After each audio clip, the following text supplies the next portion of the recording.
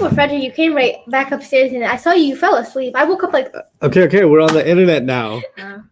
بسم الله والصلاة والسلام على رسول الله وعلى آله وصحبه أجمعين. Assalamu alaikum everyone. Assalamu alaikum Ahmed and Maryam. Walaikum assalam. So I want to start today with a big old fat review before we do anything else. Okay. I'm gonna do this a little bit quick, but it'll be really good for you guys to take a blank piece of paper and kind of take notes for what I'm gonna do right now, because it'll really help organize your thoughts about everything that we've done so far. Okay. So write small, write neat, and follow along. Okay. All right. So we started with, I'm going to skip the part where we said there are three kinds of Arabic. Yeah. Because that's obvious, right? So three kinds of English orientation. Okay. Three kinds of words. That's your title. What are they? Three kinds of words. Ism, fi'l, and harf. You can actually put that in one line so you save space. Ism, fi'l, and harf. And the definitions you should know by heart. Yes. Ism is a person, place, thing, idea, adjective, adverb, and more. Good. You don't have to write that down because it's in your head. What's a fi'l? Fi'l is a word that's stuck in the past, present, or future tense. Good. And the harf? Harf is a word that doesn't make sense unless another word comes after it. Brilliant. Okay, so then we've got ism. And when we study ism, we study four properties, which are status, number, gender, and type. Right? Then we study status, and we study forms, how to tell, light versus heavy, and flexibility. Okay, those are the four things we studied under status. So we're kind of taking everything we did over the last week and crunching it together, right? So let's go over that a little bit. And this is just kind of a one page where everything is there, but for it to make sense, you've got to say stuff out, right? So what are the forms of status? The forms of status are nasab. What's the first one? Rafa, nasab, and jar. Okay, and rafa is used for doer. Nasab is for details. And then jar is the word that comes after of. Good. Now I will tell you that nasab is used, at least for now, is used for two things. Yeah. It's used for being a detail. Yes. And it's also used when it's getting beat up by a harf of nasab. Oh, yeah. Right? So it's kind of doing two things now. Yes. It could be one of those two. There's more things it does, but at least you know two of them now. You don't just know that it's a detail. It does other jobs too, right? And then jar was what was the definition of jar? Jar, word that comes after of. Right. But now we're going to go back and kind of say, maybe we should say a little bit more about jar, because it does two things. It does come after of. When it does come after of, it's a mudaf ilayh. Yeah. Right? Because the mudaf is before of and mudaf ilayh is after of. But there's another kind of jar when it's getting beat up by a what? A harf of jar. There's two kinds of jar. There's after of and after harf of jar. Yeah. Right? So those are the forms. How do you tell status? There's three ways. You can tell by ending sounds, ending combinations, or pronouns are weird. Yeah. Right? Now we know all about that. So what are the ending sounds and how do they work? U, a, I, un, and in. Right. Combinations are... Wait. But what does that mean? U, a, I, un, and in. Those just sounds. How do you make sense of them? If you hear u or un, what does that mean? U or un, that means it's rafa. Good. If you hear a and an, that's a nasab. Right. And then U and un is rafa. I right. and in. He said u and un is rafa, Maryam. He said a and an is nasab, and you do the last one. A and in, or no, I forgot. Good. E and an. E and. They all sound together. E in. E in. Oh, E in. It would be. Jar. Good. So how do you tell two rafa and two nasab and two jar? By the ending combinations. What are they? What's the two rafa combination, two nasab combination, two jar combination? Muslimani. Which means the ani ending, right? Yeah. So ani would be two rafa. And then the Aini would be two nasab or jar. Or two jar. Yeah. I want to hear the word two every time. Ani, two rafa, two nasab, and two jar. Okay. Then we've got the plural. How does that work? Muslimani. That was two. So that's Muslimuna, Muslimina. Right. So or Mhm. Muslimuna is three rafa. Good. Three rafa. Good. And then Muslimina is either nasab or three nasab or or three three jar. jar. Three nasab or three jar. There's one more set of combinations. I think that's the feminine plural Oh yeah. combination. How does that work? Muslimatun, muslimatan, muslimatin. That's the ending sounds for it. Yeah. Yeah. That's one rafa, one nasab, and one jar. Good. Very good. Muslimatani, muslimataini, muslimataini. What is that? That's two rafa, two nasab, or two jar. Good. Very good. Muslimataini, muslimat. You did that one already. Muslimatun, Good, Maryam. Muslimatin. Muslimatun. That's three rafa. Three Right. rafa and then muslimatin. That's three nasab or three jar. Yeah, Muslimatin and muslimat. That's either Three nasab or three jar. yeah, three nasab or three jar. Three nasab or three jar, feminine. Yeah, Feminine. Okay. Yes. That's all the sounds and combinations. And you can have the normal version, which is what you just said. Yeah. You can also have their light versions. What does it mean that you have their light versions? There's no Extra, And or extra and, N, yeah. right? Now, I also told you back then, pronouns are weird. Write that down. It doesn't matter if you don't know what it means, but now you do know what it means. Yeah. How do you tell rafa', nasab, and jar for pronouns? Oh, okay. So it's always rafa if it like that's like what was the word that you said? It's rafa Independent. independent. If it's What are the independent pronouns? I know what you're talking about. huwa huma hum, hiya huma hunna, anta antuma antum, anti antuma antunna, ana nahnu. Those are the independent, and they are always what status? Rafa. Rafa. Good. So how are they ever nasab or jar? Oh, if you take it and you attach it to something. So, Right. If you use, then you have to Huwa. use the attached version. Yeah. Who? Good. Huma or humi, No, huma or hima. or huma or hima, and then Humi's cute. Though. I'm gonna make a poster out of humi. I make a humi T-shirt. Sure. Hey, humi, what's up? So huwa huma hum. So then hum is hum, and then Good. Hum is hum or him. Yeah, Sometimes him. it sounds better. Hiya Yeah. is ha, laughing. You right? Good. You remember that? Yeah, huma. It's huma still, Mhm. and then hunna is hunna. Basically, Good. yeah. Very good. And then Maryam, antum. take over from anta. Anta is anta would become ka. Good. Ka, yeah. Good. And anta. What was the next one? Antuma. Antoma would become koma. Good. Antoma. Antuma. No more help. Alright. All you know. Um. Anta is ka. You said. Anta, Antuma, is kuma. Mm-hmm. You memorized the original, right? Anta, antuma. Antonna. Or You went to the second line. It's the first line. Anta, antuma. antum. Yes. Antum would become kum. Good. Antuma would be, or no. You already did that. That's now you're in the next line now. Next. 3 words. What's the feminine version of you? If anta is for a You. guy, what's for the girl? Anti. Good. And And anti becomes anti O become key. good. And then and The 2 is always the same. Has an a at the end. So you did anta, antuma, antuma, antum. antum, Anti, same word again. anti, and then antuma. Good. Antuma, and then Well, what does it become? oh, Antuma. and anti would become key. Mm-hmm. And then antuma again. Antuma. Would become comma. Good. And then ana. Or You missed the ladies. You ladies. oh, you ladies. With the crazy N. Crazy and antonna Good. would become kunna. Excellent. Excellent. Excellent. And then ana would become 2 yeah, things. yeah or yeah, and then Yeah or ni. yeah, Or you could say e or ni. e or ni, Mhm. and then nahnu would become na. Excellent. Excellent. Excellent. You struggled through it. Very good. Keep up. Keep that up. Keep reviewing it Okay. until it becomes completely second nature. Okay. Okay.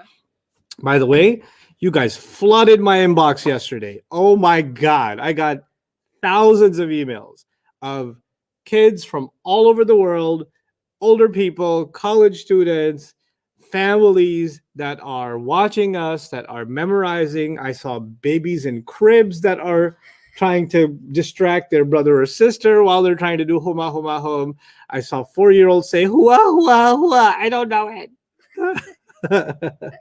Which is so cool to see. And I saw your notes. Some of you have put notes on your fridges. Some of you put them on your walls. Some of you said, you're losing your mind. Look at this. You look like a serial killer who's drawing up plans to, commit mass murder, but it's actually Arabic grammar, So it was awesome. It was just amazing. I was so happy to see that. And actually, what I plan to do is I plan to make an entire gallery out of all of the stuff you've sent me, and even share and read out some of what you guys sent. And some of you made shortcuts and notes and things that will help other students. So one of the hopes that I have, inshallah, when we move forward, there's a few things I want to tell you guys about that before I continue my review.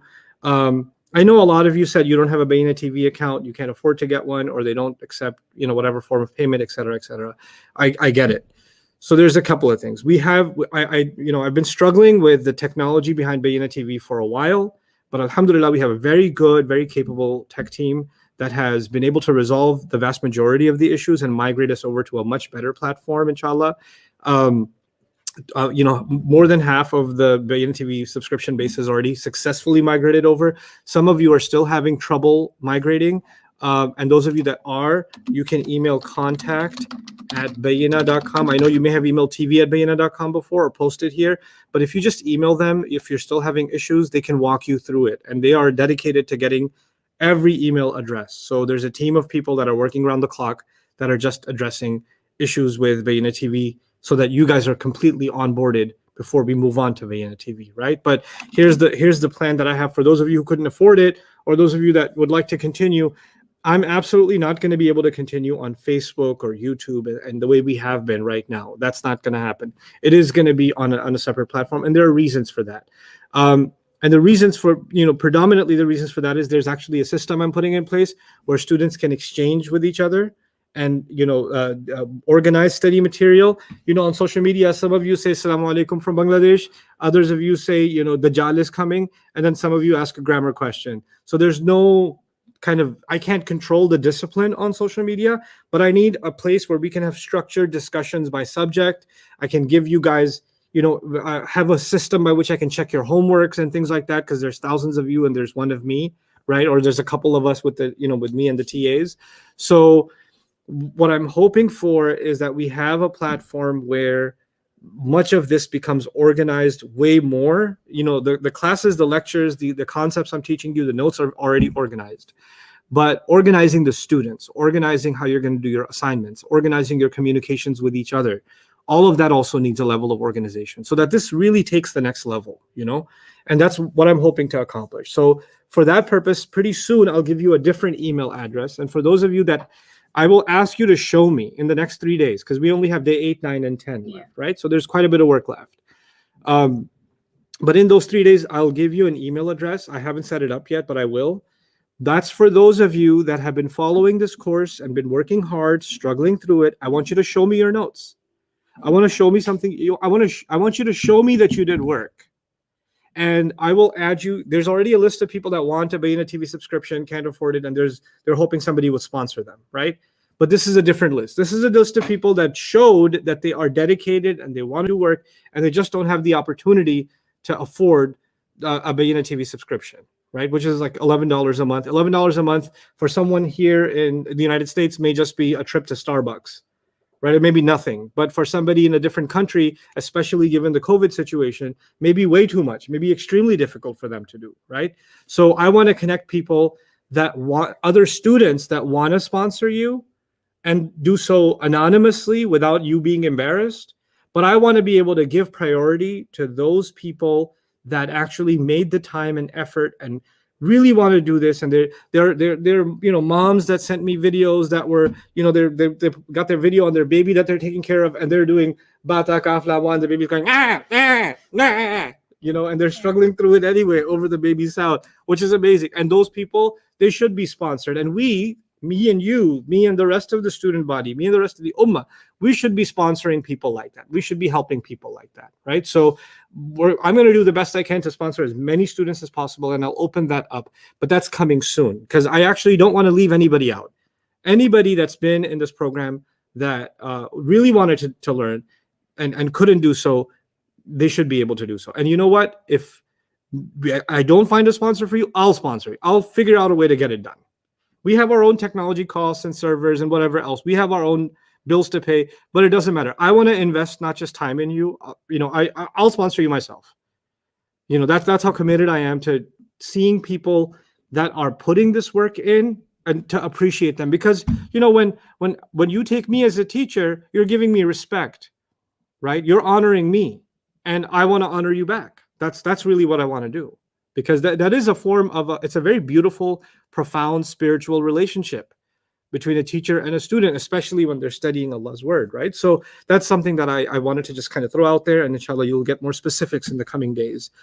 My intention for all of you is to progress consistently.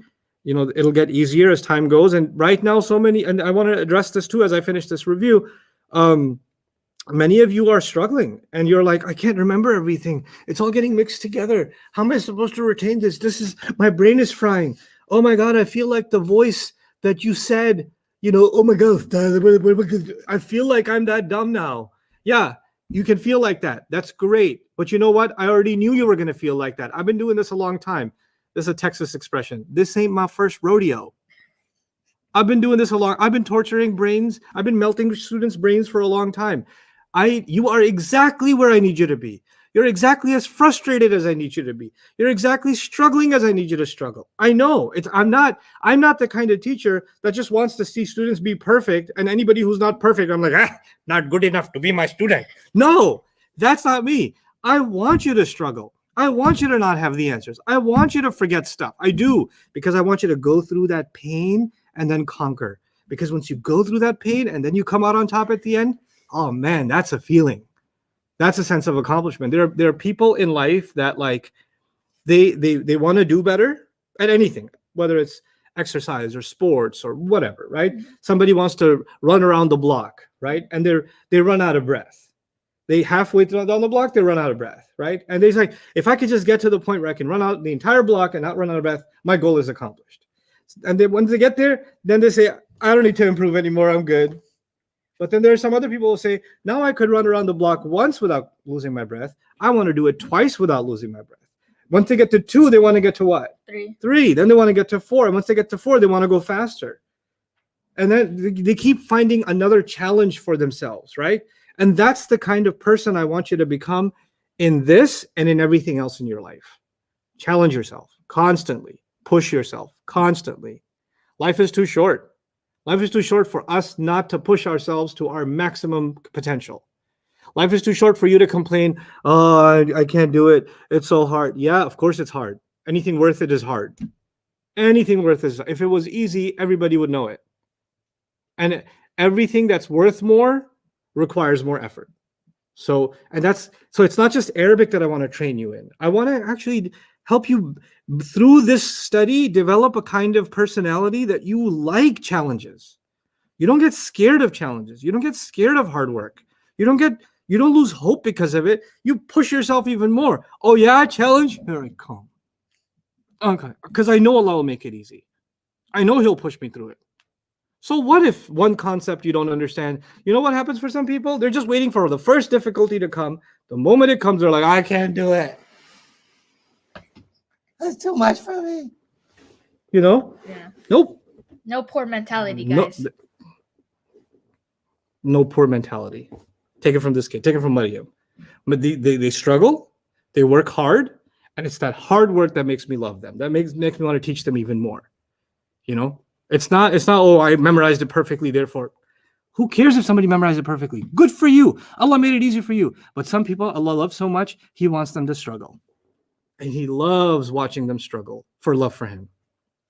So congratulations if it's tough. And by the way, that was all part of the plan, because I'm going to teach you all this stuff over again.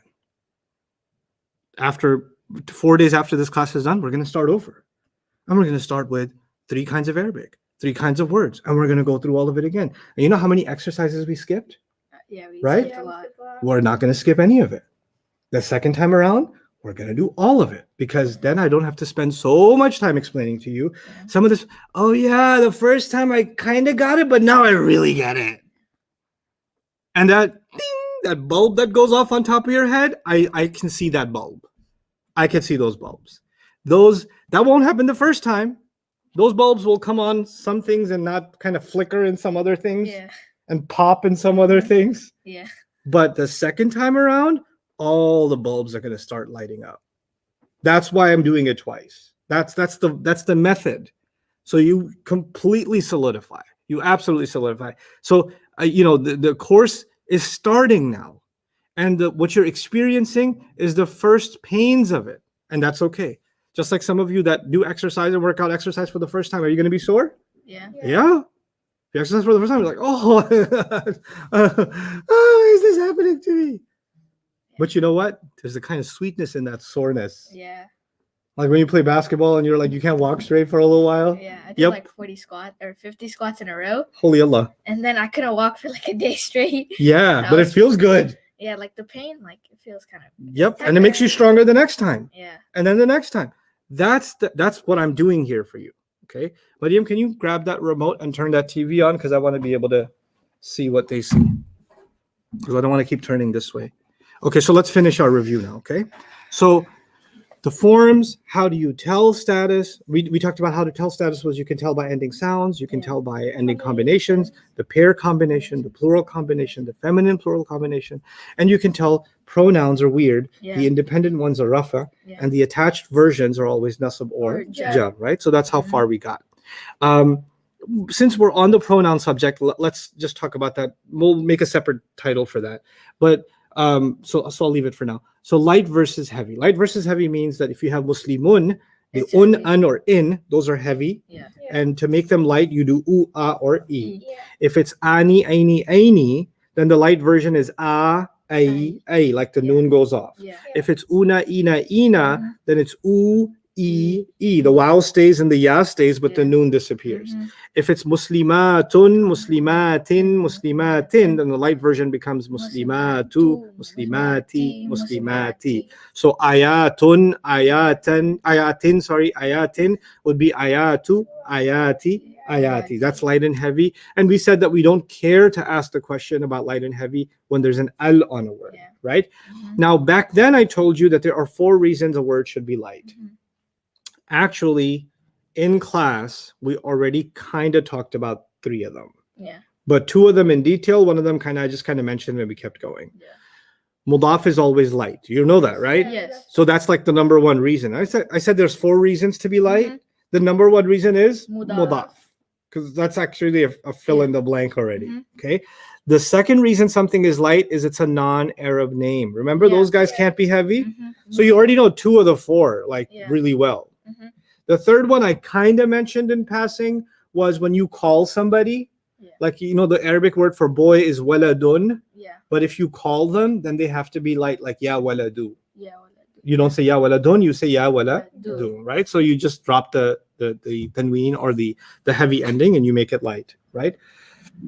So that's light versus heavy, and that's enough. And normally words should always be what? Heavy, right? And you have to have one of those 4 reasons to be light. So as a student of Arabic, when you see a light ism in the Quran, you're like, I need to know why this became light. Yeah. If you see a heavy ism, you're like, it's doing what it's supposed to, I guess. It's a normal day for you, so you keep moving. Okay. Then there was flexibility. When it came to flexibility, I gave you a shortcut. I said, remember 3 names: Muhammad, Yusuf, Musa. Good. Muhammad, Yusuf, Musa. Why those 3? Muhammad represents fully flexible Arabic words. Muhammadun, Muhammadan, Muhammadin. Good. Then Yusuf represents partly flexible words. Yusufu, Yusufa, Yusufa, meaning the rafa ends with u, the nasab ends with a, the jar also ends with a. Okay. Then there's Musa, which means you can't change nothing. It stays the way that it stays, whether it's rafa or nasab or jar. So the 3 ways of saying Musa is actually one way: Musa, Musa, Musa. That's why those 3 names, Muhammad, Yusuf, Musa, will help, right? We did an exercise where we talked about the jar of the word Muhammad and the word Ibrahim. Yeah. We said, Allahumma salli ala Muhammadin. Say this with me. Allahumma salli ala Muhammadin wa ala ali Muhammadin kama sallaita ala Ibrahima wa ala ali Ibrahima fil alamin innaka Hamidun Majid. Allahumma barik ala Muhammadin wa ala ali Muhammadin kama barakta ala Ibrahima وعلى آل إبراهيم إنك حميد مجيد. So in that prayer, when we send our salutations to Prophet Muhammad and Prophet Ibrahim alayhi salam, every time the word Muhammad was jar. Muhammadin, Muhammadin, Muhammadin. Allahumma salli ala Muhammadin wa ala ali Muhammadin, right? Yeah. So it's always jar, right? And by the way, going back, jar can only happen for two reasons. Either it's after a harf of jar, or it's after a mudaf and it became a mudaf ilayh, right? So those are the two reasons. And then later on in that prayer, we substitute the word Muhammad with the word Ibrahim, and it's supposed to be jar too, just like the word Muhammad was, but we never say Ibrahimin because it's partly flexible. What do we say every time? Ibrahima. That's why we say Ibrahima every time. Okay, so that's flexibility. Then we talked about number, and in number we were most concerned that when you look at a word, it could be singular, it could be two. If it's singular, it's un and in or uai. If it's pair, it's ani, aini, aini, or the light version ai. If it's it could be masculine plural. Right? Sounds like a BMW M3, but could be masculine plural, which means una, ina, ina. It could be the feminine plural. That sounds like a race car too, an F3. Yeah. Yeah. Can you review the reasons for making a word light again? Yeah, I can do that. You know what? Why don't you just all of you turn to what page is that, Jawad? There's a blank page where there's 4 reasons to make light. There it is. That's page 8. Can you guys open up page 8?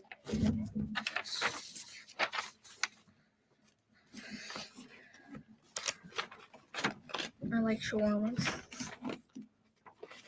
That was on the page. I know. Yeah.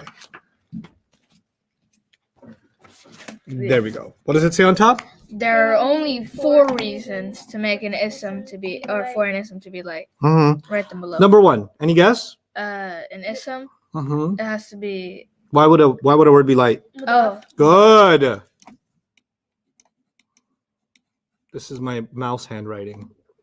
He has better handwriting in like paper, guys. My handwriting's beautiful. Second one? It's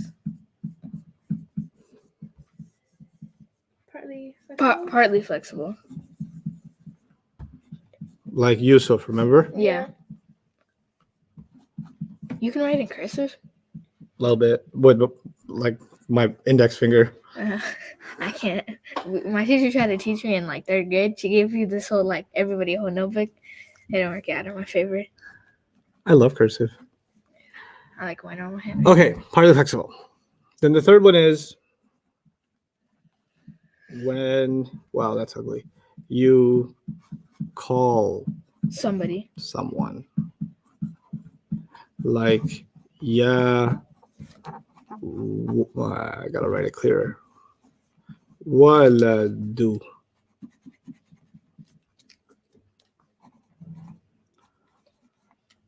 I wish I had an eraser up there too. I gotta get it. When you call someone. We didn't do the 4th one yet. Oh. It's pretty cool though. The 4th one's. You make it sound cool, but it's probably like. No, it's actually really cool. Oh. Like really cool. Like first time I learned it, I was like, It's like easy or like deep frying? oh, it's pretty easy. Oh, okay. It's pretty easy. But it's not time yet. Okay. Your We're Jedi young- training is still, young Padawan. yes, you're very, very young Padawans. Okay. You want to switch back to Astaghfirullah al-Azim. In Arabic class, you mentioned something with Star Wars, which has shirk and kufr and bid'ah and haram and hellfire. And yes, I did.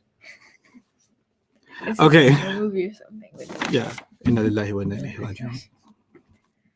You can just call the force waswasa. Ustad, Okay, anyway, yes. we're also getting a lot of questions about alif lam. Doesn't that make a word light? No, it doesn't. Alif lam does not make a word light. That should be in your transcripts, but I'll come to that when we do common and proper. So we're still reviewing number right now, so I'll Yes. come back to the alif Oh, lam forgot issue, to okay? remember. So we're in number, and the feminine plural is atun, atin, Atin, and atin. atin. And then there's 2 other crazy things. There's I'm going to write it as HP and NHBP, which is human broken plural and non-human broken plural. Yeah. And what you should remember about that is human broken plurals can be treated like a she, She, but don't have to be. don't have to be. Non-human broken plurals Have to. must be treated Yeah. like a she. The only way you will know that you're looking at a human or non-human broken plural is if you know what the word means. So there are a few observations about the broken plurals. Let's just write them here because those are easily forgotten. Broken plural observations, just some things you should remember. Number one, they have ending sounds. Number two, can't recognize without vocab, right? Yeah. And number three, the human ones can be she, and the non-human ones are always she. So those are some observations about. And what does it mean that they're she? We haven't seen that in action yet. I'm just giving you the concept, but you'll see it in action actually probably today when we're done with review. You'll see it in action. Okay. So that's just some broken plural because that's a tough concept. So it's good to have kind of a summarized, set of notes about it. And then there was one small item, plural, because the Arab said so. Qawm, nas, qarn. There's a few more words there, but qawm, nas, qarn is enough for you right now. Okay, so Arabs said so. You don't even have to say Arab said so. That's a waste of letters. Just say qawm, nas, qarn. You already know. Those are plural because the Arab said so. So just write that there. And that's everything you need to know about number. Oh, we only had two? Yeah. The BP things, instead of writing it as 1, 2, 3, you can probably just write them as ABC or just bullet points or something. That'll make the numbering less confusing. So that's your review of status and of number. Yeah. Our third item was gender.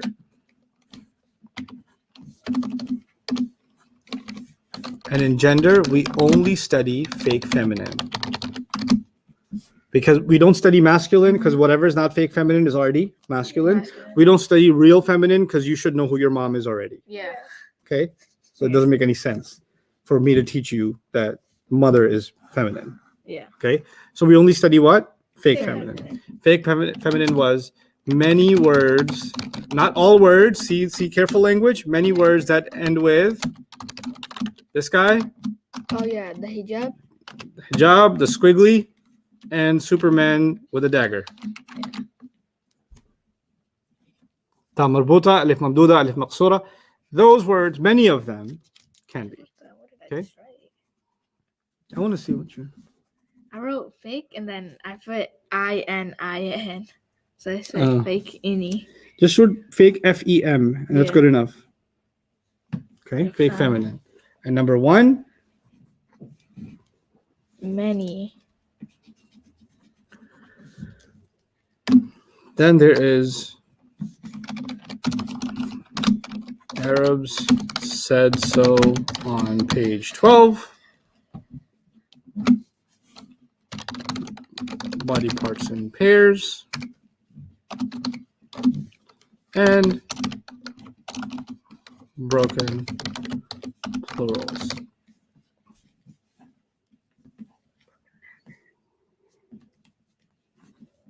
Broken plural reminds me of something silly. Broken plural. Broken. One of my kids, I won't name her because she'll get embarrassed. When she was little, she couldn't say the letter L, right? And actually, when she was born, she looked like I kid you not, she looked like a certain North Korean dictator, right? So her hair was like spiky, and so I really just wanted her to learn to speak as if she has poor English and she has a very heavy Korean accent. With all due respect to Koreans. So and then funny enough, when came to the letter L, she couldn't say, she used to say prorar. So she was a broken prorar, right? Yeah. And so when she was little, when she was like 3 years old, I was obsessed with chocolate milk, right? And then she got obsessed with chocolate milk. But she used to say chocolate milk, like normal. But I really wanted her to say it like a weird way. So I used to say chocolate mare. Say chocolate mare. And so until she was like 7 years old, she'd speak normal English. But when it came to chocolate milk, she's like, oh, I really, really feel like getting a chocolate bear. She doesn't like that I did that to her later. Okay. Broken plurals. And we already took notes on that, so we don't have to repeat that here. Yeah. But broken plurals are part of this because the title is fake feminine. Why are they fake feminine? Because we're pretending they're a she. Yeah. Isn't that fake? They're not really a woman. Yeah. They're not one. They're many. But we're pretending that it's treated like a she. So that's why that's here. Okay. So that's all of gender. Mhm. And then there is type. And type was we only study proper. And whatever isn't proper is Is common. Common, yeah. Okay. There were 7 items here. There were names, al in the beginning, pronouns, pointers or pronouns, pointers, Mosul we didn't really explain and we won't yet. Calling someone, and the mudaf is proper when mudaf ilay is proper. Those are the 7 items. 1, 2, 3, 4, 5, 6, and the last one's long, 7. I didn't know we learned about so much. Yeah, we did. It's crazy. So let's talk about that al issue that Jawad you brought up, right? Everybody's attention should be on page 6. So stop writing for a moment and go back to page 6. I want to show you something.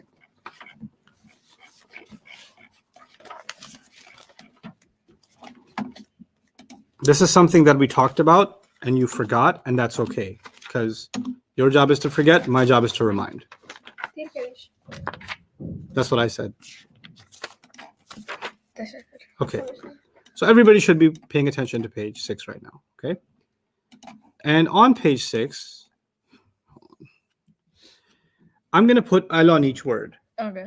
Al-Muslimu, Al-Muslim. al-Muslima, and then al-Muslimi. Me.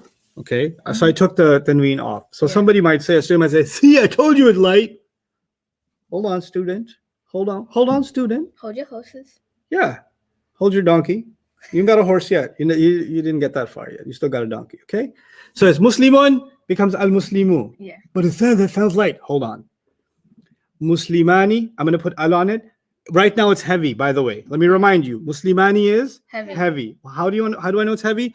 All the words on page 6 are heavy. Yeah. Because they have there's 2 kinds of heavy ends. There's the un and in that makes it heavy, or this big old fat noon that makes a word heavy. The combination noon can also make a word heavy. But if I say al-Muslimani, that's perfectly good Arabic. Al-Muslimani. Did I make it light? No. No. So to say al makes a word light is haram. Very haram. Al does not make a word light. The rule is al doesn't like Tanween. tanween, on, an, or in. It doesn't like them. Yeah. Because it doesn't like them, whenever they show up, al says, you got to go. Yeah. Kicking you out. That's it. But there's no tanween here, so it had no problem with it. The concept of light is a big concept. It affects the singular column, the pair column, the plural column. The concept of not liking tanween is not the same as light. It just affects one column. Yeah. Or in fact, 2 columns, because in muslimatun at the end, here, muslimatun, if I put al here, then the un would have to go. Yeah. Then you would have to put u. Because al does not like tanween. Okay. Can't have that. Yeah. Okay. I hope that answers that question. So let's go back to our review writing. So L only removes the extra N. Extra tanween. Extra. The extra N from tanween, not all the other tanweens. Yeah. Not all the other noons. Okay. So muslimuna is still al-muslimuna. It's still heavy. Yeah. But the real thing is we don't even care to say light or heavy when it comes to al. Okay. Okay. Now, so that was type. And then we were done with the properties of the ism. Then we looked at a word and tried to figure out the status, the number, the gender, and the Type. type. And we did that exercise over and over. Okay. Okay. Can you bring with that now? Sure. Thank you. You want fries with that? Calling someone. Jawad, while they're writing it down, folks have questions. They're free to ask. Okay, somebody was asking about the noon for a mudaf. Can we say that a mudaf will never have that noon at the end? The mudaf will never have an extra noon at the end. If it's got an extra noon, you are wrong for calling it a mudaf. That's correct. Other questions? Someone's asking why Nuh alayhi salam is heavy. Something I didn't teach you, even though it's in your notes. Well, might as well tell you now. It's a secret I've been keeping from you. You remember how I told you non-Arabs get to be partly flexible? They don't get to have un, an, or in. The Arabs said, you know how, like, think of it like immigration. Yeah. Right? So people live in America, but some people are not citizens. Yeah. If you're not citizen, sorry, you can't have a passport and you can't vote. Like, it's like saying you can't be heavy and you can't say the E sound. Ooh, ah, ah. Remember? Yusufu, Yusufa. Yeah. So we took two things away from you. We can't let you vote and we can't let you have a passport. Right? Yeah. So immigrants are like, but I want to vote. I want to have a passport. Let me apply for what? A visa. Citizenship. Oh, citizenship. If you become a citizen, then you can vote and you can also have a passport. So you used to be a foreigner, but then they allowed you to become a, Citizen. or even though you're not from here, you weren't born here, you can now be treated as if you are one of us, right? The Arabs at a barbecue thousands of years ago came up with an idea. What if somebody wants to join us, like be treated like one of us? You got any ideas? Anyone? They're like, I got an idea. If their name is spelled with 3 letters, we should let them in. Okay? That's like a Squidward. So, yeah, I know. That's a good voice. I hold on to it. Okay, so if a word is spelled with what? 3 letters. 3 letters. We should treat him like he's one of ours, even if he's not Arab. Okay, so here's what happened. Yusuf applied for citizenship. And they said, excuse me, you got way too many letters. How many letters has Yusuf got? 4. No, sorry, you got to be Yusufu, Yusufa, and Yusufa. Yusufa. Okay? Sorry. Ibrahim applied. They're like, seriously? We lost you at Ibr because there's way too many letters. Yeah. Ibrahimu, and then what? Ibrahima. Ibrahima twice, yeah? Okay. Then Nuh applies. You got 3 letters. 3 letters. They're Come like, on in. you know what? Yeah, okay. We'll treat you like Arab. Hun, Only because what? you got 3 letters. You have 3 letters. Then Adam said, I'm older than Nuh. I should apply. Adamu. 3 letters, right? Yeah. No. Adamu, they denied the application. Adama and Adama. But Ustad, you said 3 letters. No, hold on. How many alifs are here? Isn't this double alif? Oh, yeah, it is. Is it? Because if you say Adamu, that's 3 letters. Yeah. But if you say Adamu, that's like saying Adamu. It's double alif. How many letters is that? That's 4. That's 4 letters. That's why it doesn't apply. Well, does the Hamza count with it? Yeah. So. Yeah. Okay. So when you write the mud like that, then you don't have to write the Hamza. Okay. Okay. So Adam is 4 letters, so he doesn't get it. So it's treated like Yusuf, Yusufu, Yusufa, Yusufa. So where was Adam then created if he's not Arab? Because didn't they? Well, think about it. Ahmed, if Adam alayhi salam was Arab, then all his kids would be what? Arab. Then we would also be Arab and we wouldn't have to have this class. Yeah. I mean, yeah, that makes sense. Right? Yeah. Adam alayhi salam is before the races. Oh, yeah. So He's the father of all the races. Yeah. So to call him Arab would be a mistake because then everybody else would have to be Arab. Yeah. You get it? So he was born in Jannah, right? So yes, he was created. Oh, he was created Yes, in Jannah? and then put in Jannah. He wasn't created in Jannah. He was created outside of Jannah, and the Jannah was created for him. Oh, okay. Yeah. So therefore, he's a Janni. A Jannati. A Jannati. Oh, Yeah. Okay. Yes. Try to create my own right there. But you, I don't think you attended story night for Adam alayhi salam. Yeah, no, yeah. You missed out because because that's his when I told birthday. this whole story and why we what we have to understand about Adam alayhi salam. He was actually created for two worlds. Oh, He was created for Jannah, and he was created for this world. okay. Because when he was created from dirt, Mm-hmm. right? He Yeah. was created from dirt. Dirt belongs here. Yeah. Dirt is for here. And then I talked in detail about that in that story night. That was pretty fun. Yeah. Okay, so now that's the question about Nuh. Now you have a prophet named Lut. Yeah. Lut is not Arab.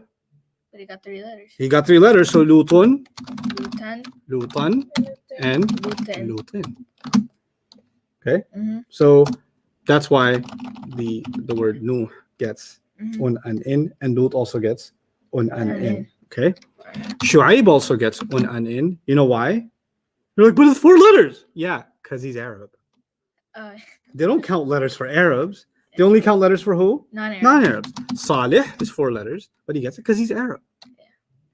Yaqub, sorry, you're not Arab, so Yaqubu, Yaquba. Yaquba. Ustad, how am I supposed to know who's Arab and who's not Arab? I already told you. There's only 4 Arab prophets. Yeah. The rest of them are non-Arab. Only 4. Hud, Hud, Salih, Saleh, Shu'aib, and Muhammad Sallallahu Alaihi Wasallam. That's it. Everybody else is non-Arab. So we only have 4. Yeah, we only have 4 Arabs. Everybody else non-Arab. Allah sent prophets to every nation. Yeah. He didn't just send prophets to the Arabs. And most of the time, the Quran is talking about prophets that were not Arab. Yeah. Because it's a book for all humanity, right? So Mhm. it talks about all of them. So that's like something a lot of people get wrong. Like, Oh, yeah. yeah, because one of my friends, he always thinks I'm Arab. He's like, "Be quiet, you Arab." Yeah, I have some fun conversations with people like that. It's the funniest thing. Y'all got Jesus in the Quran? Yep. Mm-hmm. And Yeah. Mary. Yeah, we got a whole. Y'all believe it? What? Y'all? Yep. Mm-hmm. Actually, a friend of mine recently found my lectures on Jesus in the Quran, and they're going through them now. They're like, I'll let you know what I think, because they're pretty involved in a church, Mhm. so like learned a lot about their faith, Mhm. and now they're like, really? You guys believe in Jesus? I was like, yeah, he's in the book. He's a pretty big deal. Yeah. So they're curious about that. Anyway, let's go back. We are Shoaib, before you guys done writing that down? Yeah. Okay. So then, when our 4 properties were done, we moved on to the 5 fragments. And in the 5 fragments, the first fragment we did was mudaf and mudaf ilayh. A lot of you are from the Indian subcontinent, so there are people listening in from Sri Lanka, India, Bangladesh, Pakistan, etc. So if you are from South Asia, then you say muzaf and muzaf ilayh. Don't say that. Say mudaf and mudaf ilayh. Okay? Muzaf and muzaf ilayh moved to Muzaffarabad and they didn't come back. But mudaf and mudaf ilayh are still with us in Arabic class. Okay? And it's not muzaf ilahi. It's mudaf and mudaf ilayh. Okay? Mudaf with a D. Mudaf and mudaf ilayh. Okay?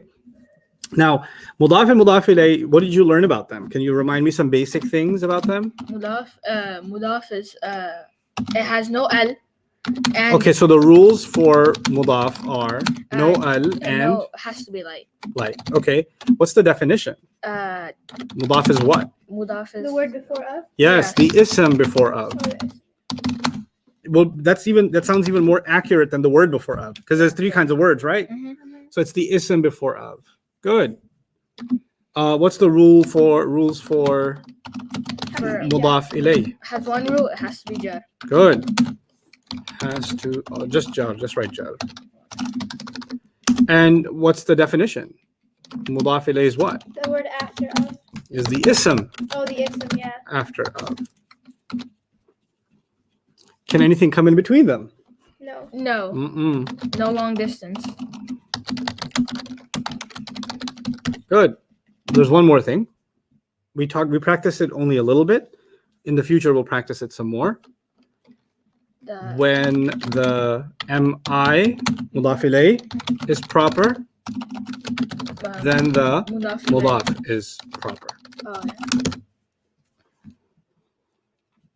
We figured out 4 properties of them, Mhm. but I kept leaving the 4th property out. I kept saying, Yeah. oh, well, we're not going to say it's proper or common. We're going to have to check with the mudaf ilayh. If the mudaf ilayh is proper, then we'll say the mudaf is proper. If the mudaf ilayh is common, then the mudaf is common. But the other properties like status, number, and gender, you can figure them out from a mudaf, right? So we did that. We're going to review that again. We'll come back to mudaf and mudaf ilayh. Okay. So that was when we did mudaf and mudaf ilayh. Then we did, so that was the first fragment. Yeah? Yeah. Our second fragment was harf of jar. There's not much to say about them. Immediately after, whatever ism comes becomes what? Jar. Jar, yeah. And together, what are they called? Jar. Jar majroor. Good job. Jar majroor. I almost said Yajuj Majuj, but okay, yeah. Jar majroor. Jar majroor. Very good. Can you go back? What are they? Jar majroor is bata kaf Good. waw min fi an ala hatta ila. Nasab is in and can. Oh, what? Not in and can. No, sorry. What can you? How can you say that? Oh, sorry. What kind of? You realize what kind of trouble you're in? It's in No. No. and in. No. What? Try again. In. No. And No. It's You try. Bata kaf. No. No, I'm trying to remember. Half nasab. Half of nasab. Okay. ana in. Ana nahnu or no. I can't remember. I remember some of it. Inna anna. Yes. Inna anna. Oh my God. Anna. But- Anna. Inna ليت anna لكن kunna لعل. la'alla. Thank you. That's a harf of what? Nasab. You just said ana nahnu. I'm sorry.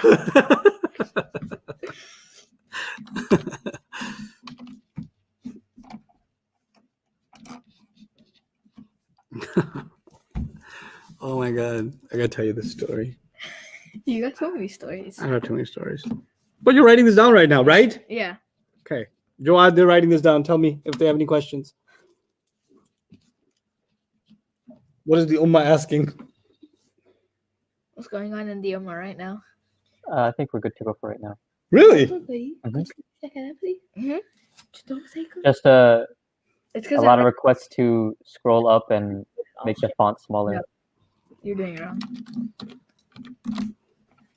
Here, font is smaller. Scrolled it up. Number one was mudaf mudaf ilayh. Number two is jar majroor, and you know them by heart. Bata kaf lam waw min fi an ala hatta ila. Some poor soul on the online asked, "Do I have to know the meanings of the jar majroor?" Not yet. Will you have to know them eventually? Yeah, when I tell you. Right now, I didn't tell you. All I told you is just say it like you mean it. Bata kaf lam waw min fi an ala hatta ila, or booklet min fi an ala hatta ila. Right? Okay. That's jar majroor. Third is harf of nasab. And its victim, whoever it beats up, it's called ismu inna. Ismu inna. Ismu inna, ismu anna, ismu ka'anna, ismu bi anna. Whatever word was there, ismu whatever. Right? So if I said bi anna Allah. ذلك بأن الله نزل الكتاب بالحق وإن الذين اختلفوا في الكتاب لفي شقاق بعيد. بأن الله. Don't write the Arabic down, but just look at it. بأن is a harf of nasab, right? Yeah. And the word Allah became nasab. So I'm going to say بأن, and then the word Allah would be ismu بأن. Yeah. So ismu, whatever word was here. Okay. Okay. So if this was lakinna, I'll replace it. Lakinna, that would be ismu lakinna. The word Allah would be ismu lakinna. That's how you call it. Okay.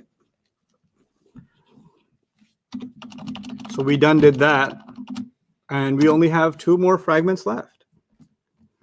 Two more fragments.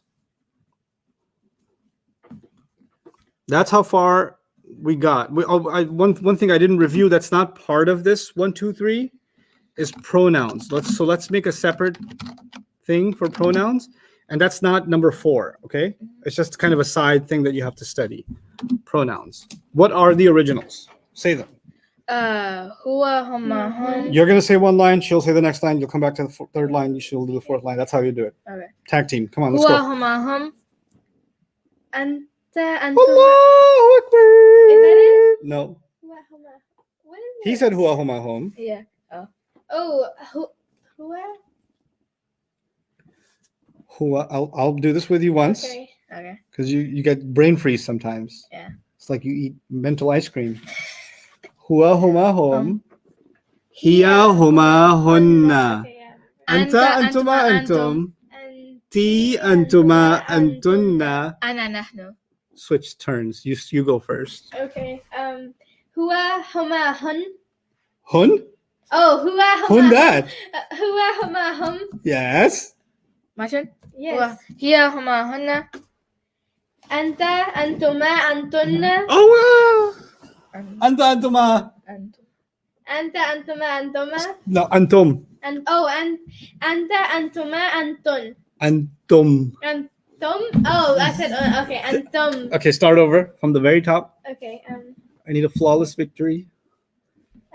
What was the first one? Hua. Hua, huma, hum. Yeah, no, his turn. Hiya huma hunna.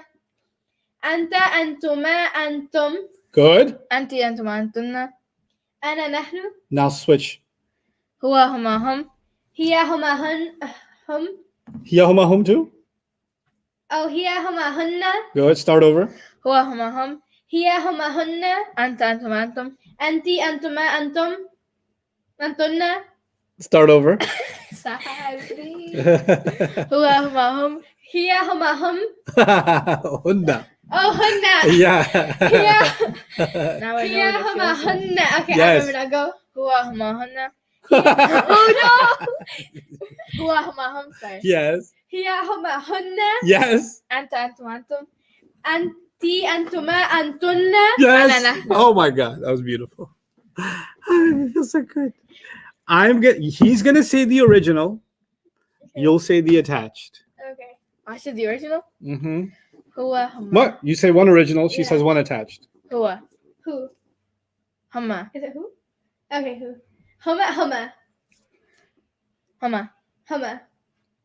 Here. Oh, I go again. Oh, You see, here. No, you missed one. Start over. Huwa Who?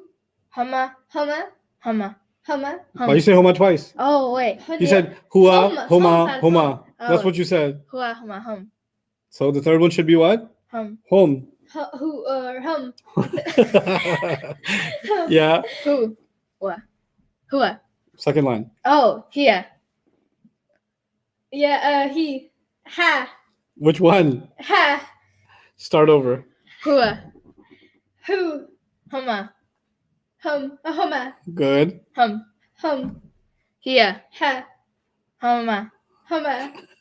hunna Hunna, anta ka, antuma kuma. antuma antum And kum.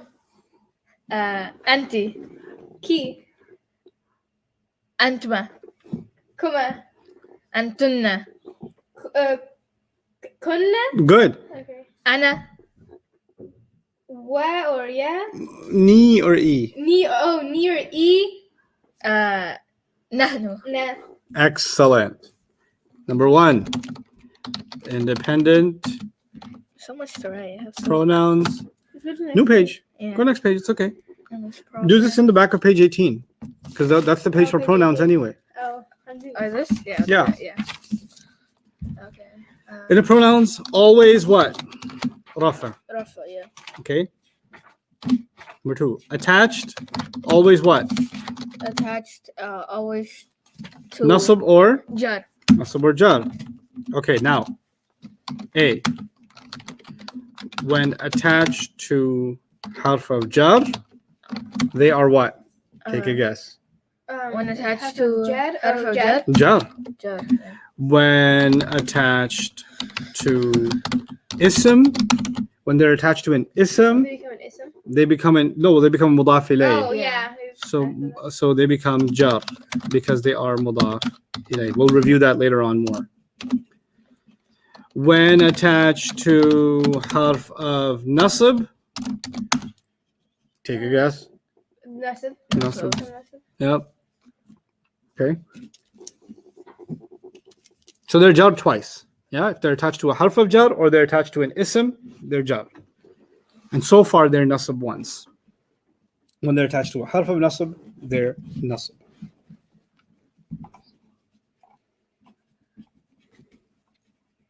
That's your pronouns. And you should write in your notes, page 18 over here, Okay. just so you know where that came from.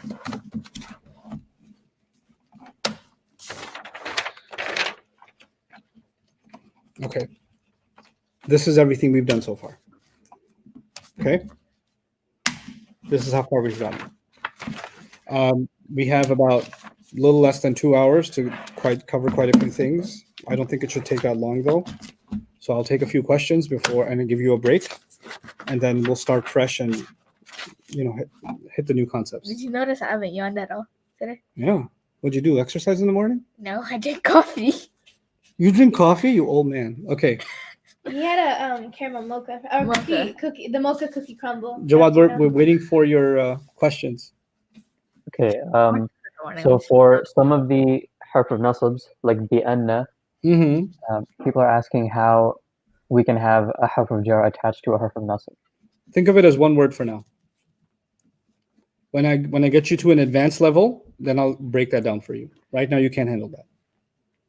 The concept of masdariya, which will come later on, much later on, will then make sense. Right now, all you do is you just think of it as one word.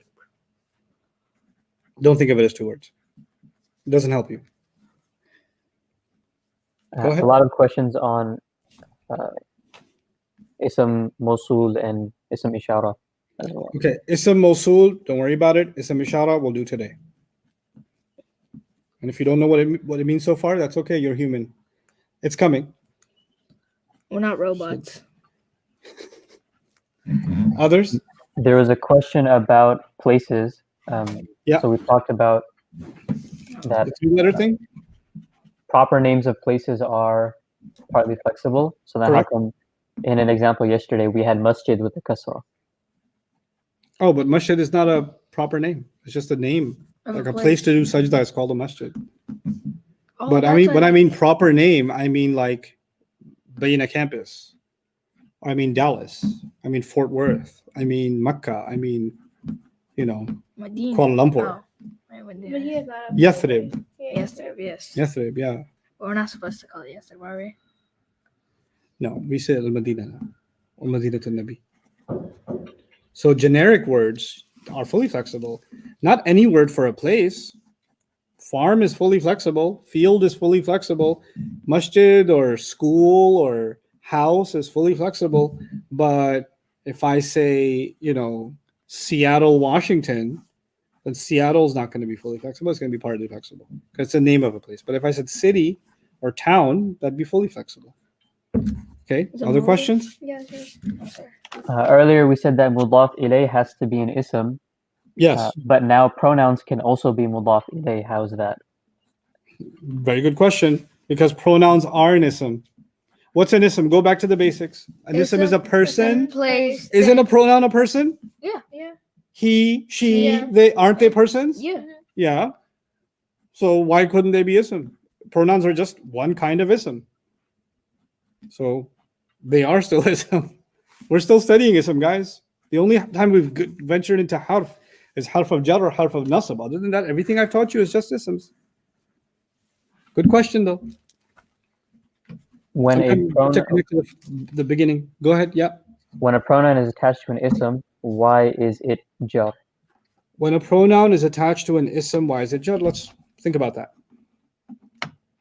It's good that you asked because it seems like why though, right? So let's walk through it. I did walk you through it a little bit yesterday, but it doesn't hurt to do it again.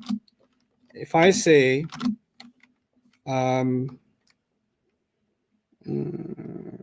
okay, qamis. Qamis in Arabic is shirt. Oh, okay. Okay, it's pretty cool that Muslims, we spread all over the world. Yeah. And one of the places we spread is Andalusia, and Andalusia is now modern day Spain, Oh. right? Okay. And Spain, of course, has had the Latin language and then Spanish, right? And Spanish is part of its history. And I'm also kind of a upper beginner student of Spanish, right? Mhm. And in Spanish, the word for shirt is camiseta. Camiseta. Oh, so like they Camiseta. So because of the hundreds of years of Muslim influence, Mhm. a lot of Arabic words came into Spanish Wow. and became part of Spanish. So like what's the Arabic word for the? Oh, hua. No, the the the What? al Al. Oh, yeah. al, yeah. and in Spanish you say el. Oh, really? Yep, el is for the. So, So like- so anyway, but qamis is in the Quran. Qamis means shirt, like the shirt of Yusuf alayhi salam, Mhm. right? So if I say qamisuka, okay, qamisuka, that's the example I'm going to use. The word qamis means shirt, and it's an ism. Shirt is a thing, Yeah. and ism is a thing, right? So qamis is an ism, and it's light, and it doesn't have al. When a Yeah. word is light and it doesn't have al, you have a right to accuse it of being possibly a what? Mudaf. Yes, but the only way to prove that is to look at the next word and be able to prove that that next word is definitely Jar. jar. Well, the next word is ka. Ka from page 18 came from anta. Anta becomes ka. Ka.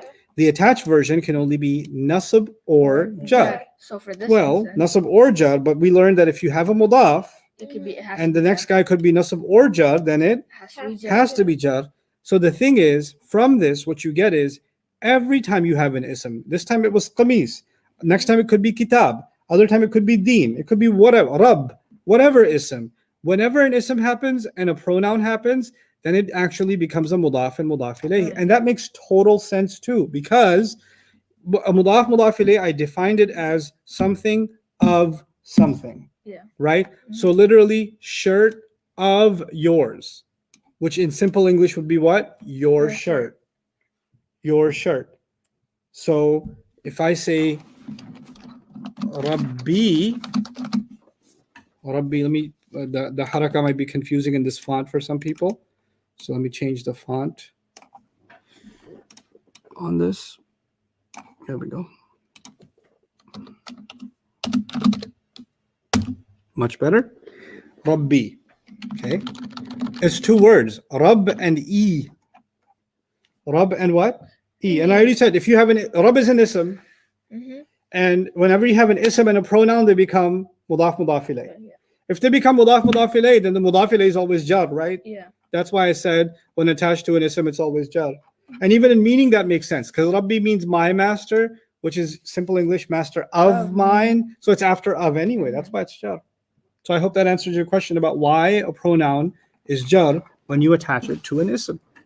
Okay. So at this point, unless there are other, overbearing questions that you really need to get answered right now, I'm going to give you guys a good 10-minute break and then come back and really wrap up Okay. our study of ism, inshallah, as much as we can. Okay. Okay. Go enjoy your break. Jawad, you can continue to take questions. You gonna lose in pool again? We'll see about that. Yeah. I love losing.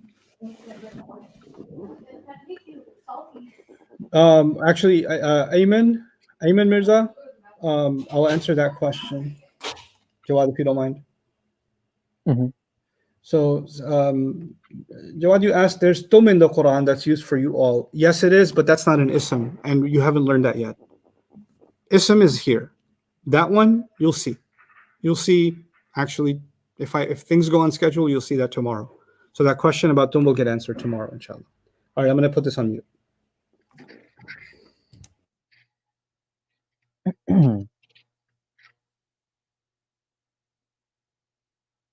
Okay, I'm not quite sure how to pronounce your name, but Allahumma is one word, or is this Allah with the humma pronoun? Now, Allahumma, this is a special way of calling out to Allah. So it's kind of like saying Ya Allah, but this is specific to Allah. So when you say Allahumma, it's like you're calling out to Allah. That's not a pronoun that's attached to an end, to the end of the word. I did see everybody's comments about a face reveal, but I don't think that's happening anytime soon, inshallah. Samin, what if an ism before the pronoun is with al? If you have a pronoun that's attached to the end of an ism, that ism will not have al.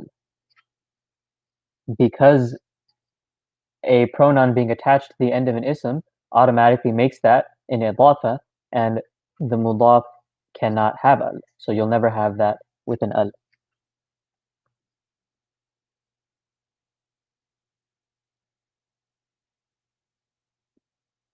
Why is Isa not an Arab word? Because Isa did not originate from Arabic. It came from another language. Um, and also for Isa and Musa, for those names, I saw a lot of questions about those. Isa and Musa, first of all, they are non-flexible. So even if they were 3 letters, they cannot be fully flexible. A non-flexible word cannot become fully flexible. Only partly flexible words have a chance to be fully flexible. But Isa and Musa are both 4-letter words, 4-letter names. And also, um, they are non-flexible. So those two things stop them from becoming fully flexible.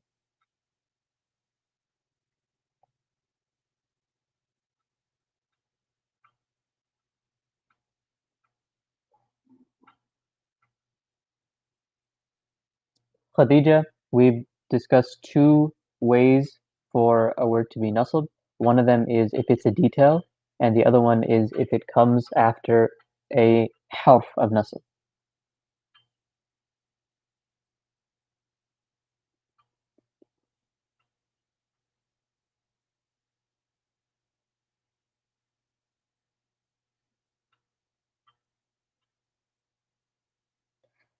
Imran, we in Surah Fatiha we have the word iyaka.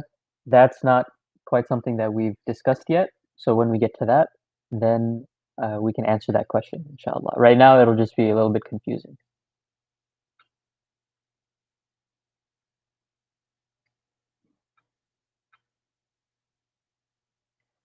Nisar, please explain long distance relationships. So when we talked about mudaf and mudaf ilay, and when we talked about the harf of jar and its victim, we said that the victim and the mudaf ilay always have to come right after the mudaf or the harf of jar. This isn't true for a harf of nasab though.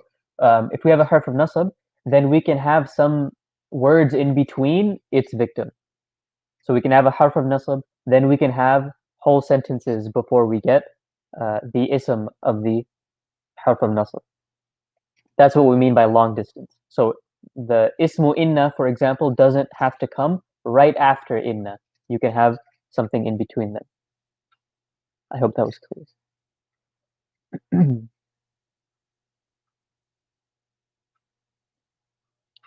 Aisha, the word nisa is feminine because women are feminine.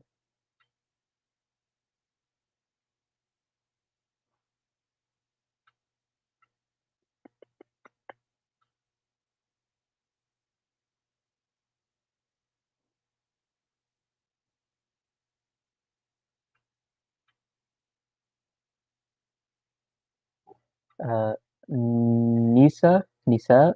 How come Lut does not have a sukoon on the waw in the Quran? A lot of times, depending on the script that you're using, if you see a letter that doesn't have anything on it in the Quran, then you have to assume that that letter has sukoon.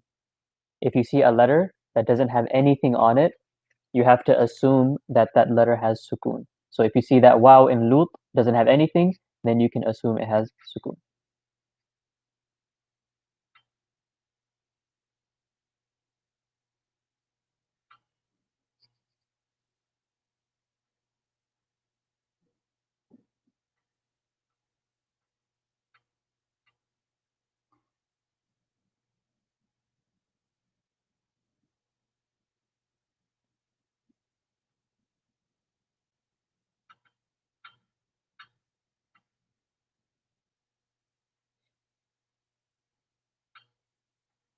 So the 3 out of the 4 reasons for making a word light that we've discussed so far, the first one is if a word is mudaf, it will always be light. If a word is partly flexible, not a word, but if an ism is mudaf, it will always be light. If an ism is partly flexible, it will always be light. And if an ism is being called, it will be light.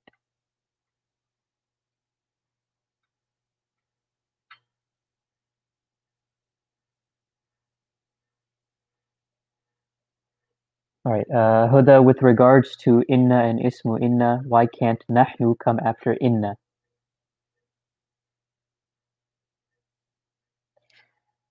So when we talked about the original pronouns, and nahnu is one of the original pronouns, we said that all of the original pronouns are rafa'. They're always rafa', and they will never be nasab, they will never be jar. But the word, the ismu inna, has to be nasab. So now we have a problem. Nahnu cannot be ismu inna because ismu inna needs to be nasab and nahnu is always rafa'. So this is where we get the attached version of nahnu, because the attached version of nahnu can be nasab and it can also be jar. So if we want to attach nahnu to inna, if we want to make nahnu ismu inna, we would have to use the attached version na. This is why we get inna or innana. Either of those are valid, but we can't get inna nahnu because nahnu is rafa'. I hope that was clear.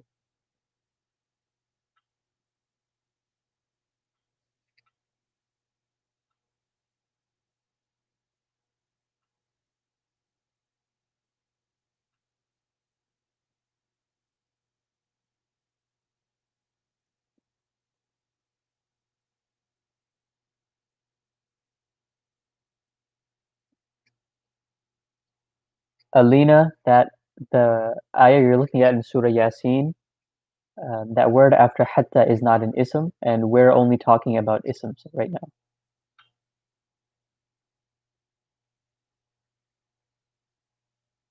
For those of you asking about subscription or Bayina TV issues, please make sure that you are emailing the correct email.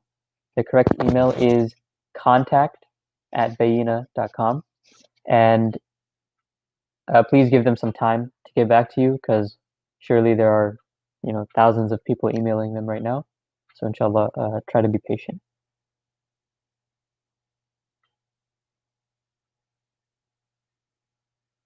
Faiza, that's correct. Hum can be used for masculine and it can be used for masculine and feminine mixed. But if it's only feminine, then we're going to use hunna.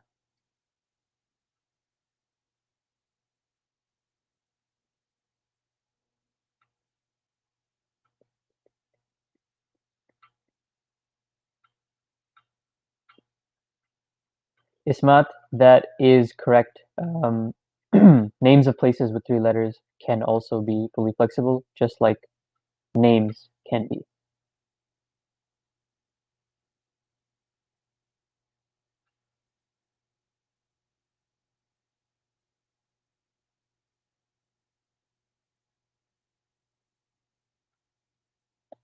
Nasiba, I'm not sure I understand the question. Can there be isms that have letters at the end that can be seen as attached pronouns?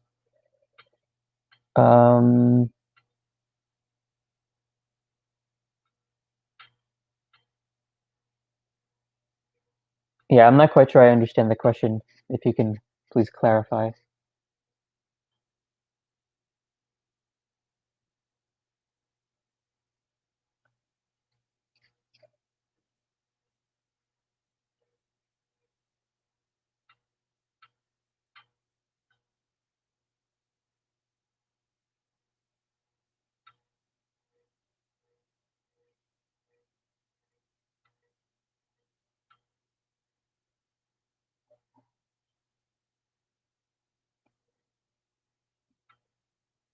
Ariba, names of places, any proper name of a place will be partly flexible. That's the general rule. Any proper name of a place will be partly flexible.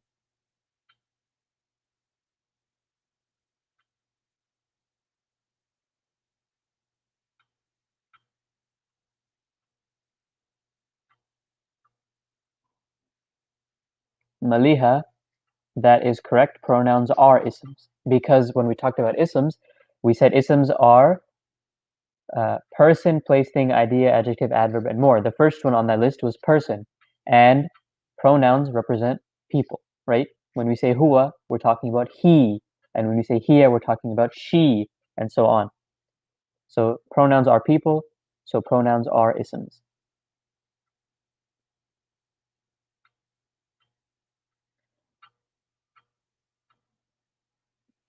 stranger kittens. An example of a pronoun becoming mudaf ilay is, there's one on the dock right now, Rabbi. I know it's kind of cut off at the bottom, but that ya at the end is the pronoun for I. So Rabb is the ism, and then the ya at the end is a pronoun, Rabbi, and that becomes in idafa. It means my master, or master of mine, and then a better way to say it is my master.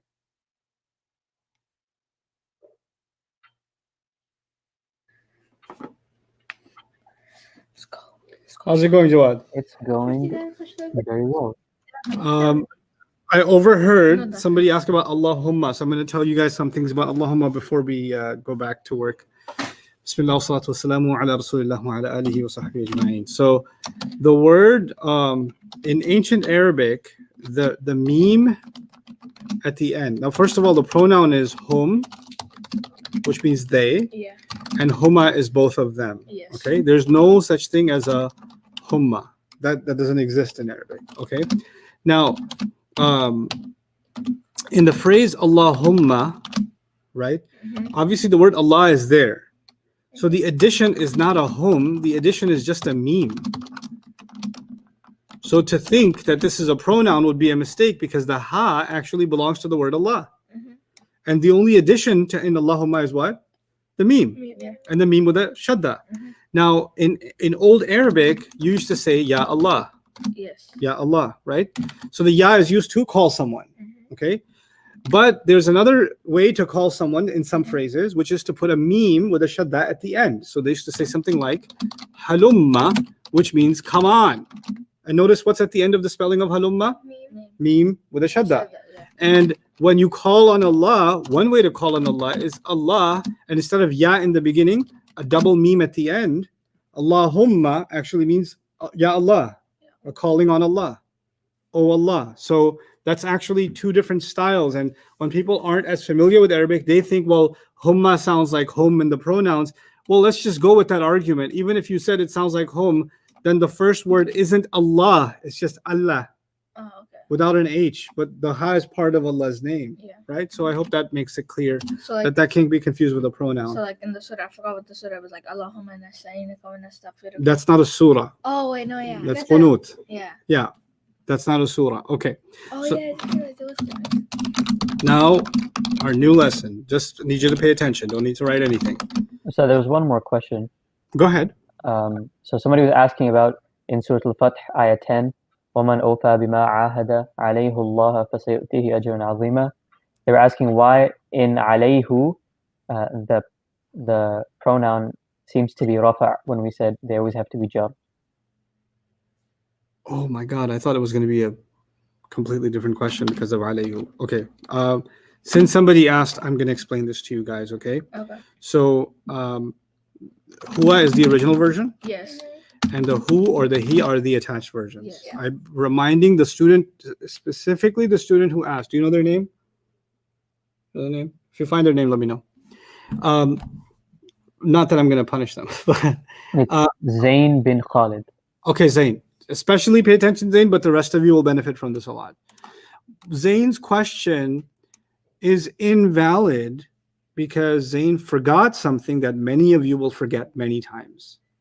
Zayn said, "Why is it rafa when when there's a ala before it, right?"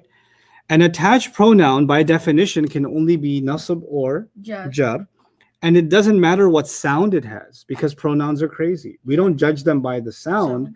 The fact that they are attached is enough for us to say that they are nasab Nasab or or jar. jar. Okay, so just to make that concept even clearer to you, rabbahu or rabbihi. The word rabbu is rafa in this case. Yeah. The word rabbi is jar in this case. Mhm. But the attached pronoun didn't matter. Who or he, it was always jar. Yeah. And I didn't get that because of how it sounds. I got that because attached pronouns to an ism are always jar. Yeah. Right? So what happened with you, Zayn, is that you looked at the who sound in alayhu and you thought that that's rafa. Attached pronouns cannot be determined by their sound. Attached pronouns are judged by the fact that they are attached. But now let's take it a step further. When we say salam to each other, we say assalamu alaykum. Let me tell you something about alaykum. Bata kaf lam waw min fi an ala. Whenever you take ala and you want to stick a pronoun at the end of it, it's no longer ala, it becomes alay. Okay? It used to be ala, Yeah. but if you want to put a pronoun with it, it becomes alay. So we say, and because ala is a harf of jar, right? Mhm. So you can't say antum, because antum is the rafa version. Mhm. What's the attached nasab jar version of antum? Antum. Good. That's why we say kum instead. Oh, okay. And it's attached, so it gets attached to the word alaykum. This would be called jar majroor. Alaykum would be jar majroor. The ayah you asked about was alayhu. Mhm. The alay part would be jar and the hu part would be majroor. No grammar is broken. It's actually something else that's very special about this ayah, but it's not because of it being rafa. It's something else. But when we get a little more advanced, I'll teach you, inshallah. Okay. Can I start now, Jawad? We're good? Yes, we're good. Are we Okay. taking notes? Not yet. Oh. I was writing Muslimun Salihun. Say this for me. Muslimun salihun. Okay. I'm going to walk you through 4 properties. Don't agree with me if you're confused. Okay. If you say, I didn't get that, that's a good thing. So you don't just have to say yes for the sake of saying yes. Okay. Muslimun is rafa' because of the un sound. Yeah. Salihun is also rafa' because of the un sound. Salih means good. Yeah. Okay. They both match in status. Would you agree? Yes. Okay. Muslimun is masculine because there's no sign of feminine. Yes. Salihun is also masculine because there's no sign of feminine. Would you agree? Yes. Muslimun looks singular. Salihun also looks singular. Would you agree? Yes. Okay. Muslimun doesn't have alif lam on it, so I'll say that it's common. Salihun doesn't have alif lam on it, so I'm going to say that it's common. What I'm saying is status matches, number matches, gender matches, and type matches. Yeah? Mhm. All 4 properties match. When 4 properties match between 2 words, then the second word is an adjective for the first word. An adjective is what you use to describe another word. Yeah. Okay? In other words, if salih means good, I'm trying to describe the Muslim as a good Muslim. Yeah. In English, good comes first, Muslim comes second. Yeah. Unless you have an uncle that comes from another country and says Muslim good. But otherwise, in normal English, you say what? Good Muslim. But in Arabic, whenever you want to add an adjective, unlike English, in English you add them first. Yeah. In Arabic, you always add them after. And the only way you will know, hey, this word is an adjective or describing this word, is that how many properties match? 4. 4. So if I was describing Musliman, I would have to say Salihan. I would have to change the status. So in order for it to match, it has to have everything the same. Status, number, gender, type. Light and heavy, I don't care. Okay. Flexibility, I don't care. But status, number, gender, type. 4 main properties. Yeah. Better match. Okay? Ustad, Yeah. a lot of questions about how Salih can be common if it's a proper name. Yeah, Salih. Okay, let me tell you how. Salih in Arabic means good. Or tayyib, for example. Tayyib also means good. Yeah. Mhm. But you could have a cousin named Tayyib. Mm-hmm. When you talk about your cousin named Tayyib, it's proper. Yeah. But somebody says to you, hey, how's it going? And you said Tayyib, good. You use the word common. You didn't say proper because you weren't talking about your cousin. Yeah. When somebody asked you, how you doing? You say, my cousin. No, you just said the word Tayyib. The word Salih is the name of a prophet. But Salih on its own, like وَعَمِلُوا الصَّالِحَاتِ in the Quran, فَلْيَعْمَلْ عَمَلًا صَالِحًا وَلَا يُشْرِكْ بِعِبَادَةِ رَبِّهِ أَحَدًا. In those ayat, let them do good deeds, let them act righteously. The word Salih just means what? Good. Sometimes the word Salih in the Quran is talking about the Prophet Salih. Other times in the Quran, the word is talking about just the word good. Yeah. Okay, so you have to have the sense to know the difference between those two. I'll give you another example of that. That's a good question. Bushra. Bushra in Arabic means good news. Right? Bushra means what? Good news. Good news. But you could have a cousin named Bushra. You could. You could. It's possible. And she may not even be good news. right? But I'm saying Yeah. that bushra is common. It Mhm. just means good news. But if you're talking about your cousin, Mhm. here comes trouble, then it's proper. Oh, Does that answer that question? Yeah. Jawad, hopefully you get a response from a good student, a salih student. Salih. Let me take another word. Like let's just say Salih. talibun, a student, Okay. muslimun, a Muslim student. Yeah. Talibun, Mhm. muslimun, both rafa, Yes. both yes. common, both masculine, everything matches, Yeah. right? Yeah. So if I say talibatin, I made two changes. I made it feminine, put a hijab on it, so it's a Muslim, a student, a female student, Yeah. and it's jar. If I wanted to describe it as a Muslim female student, I would say muslimatin, talibatin, muslimatin. Whatever I do to the first, I gotta do to the second. Okay. So if I said talibatun, students, female students, it would have to be muslimatun. If I made this one proper and I said at-talibatu, then I would have to say al-muslimatu. Whatever I do to the first one, I do to the second one. Okay. And when I find that all four properties, that's why I learned the four properties. Yeah. The one place four properties really helped me was to figure out the mudaf and the mudaf ilayh. Yeah. This is not mudaf ilayh. This is not an oven between these two words. This is second word describing the first word, the Muslim female students. Mhm. That's what this means. Okay. The Muslim female students. Mhm. Okay.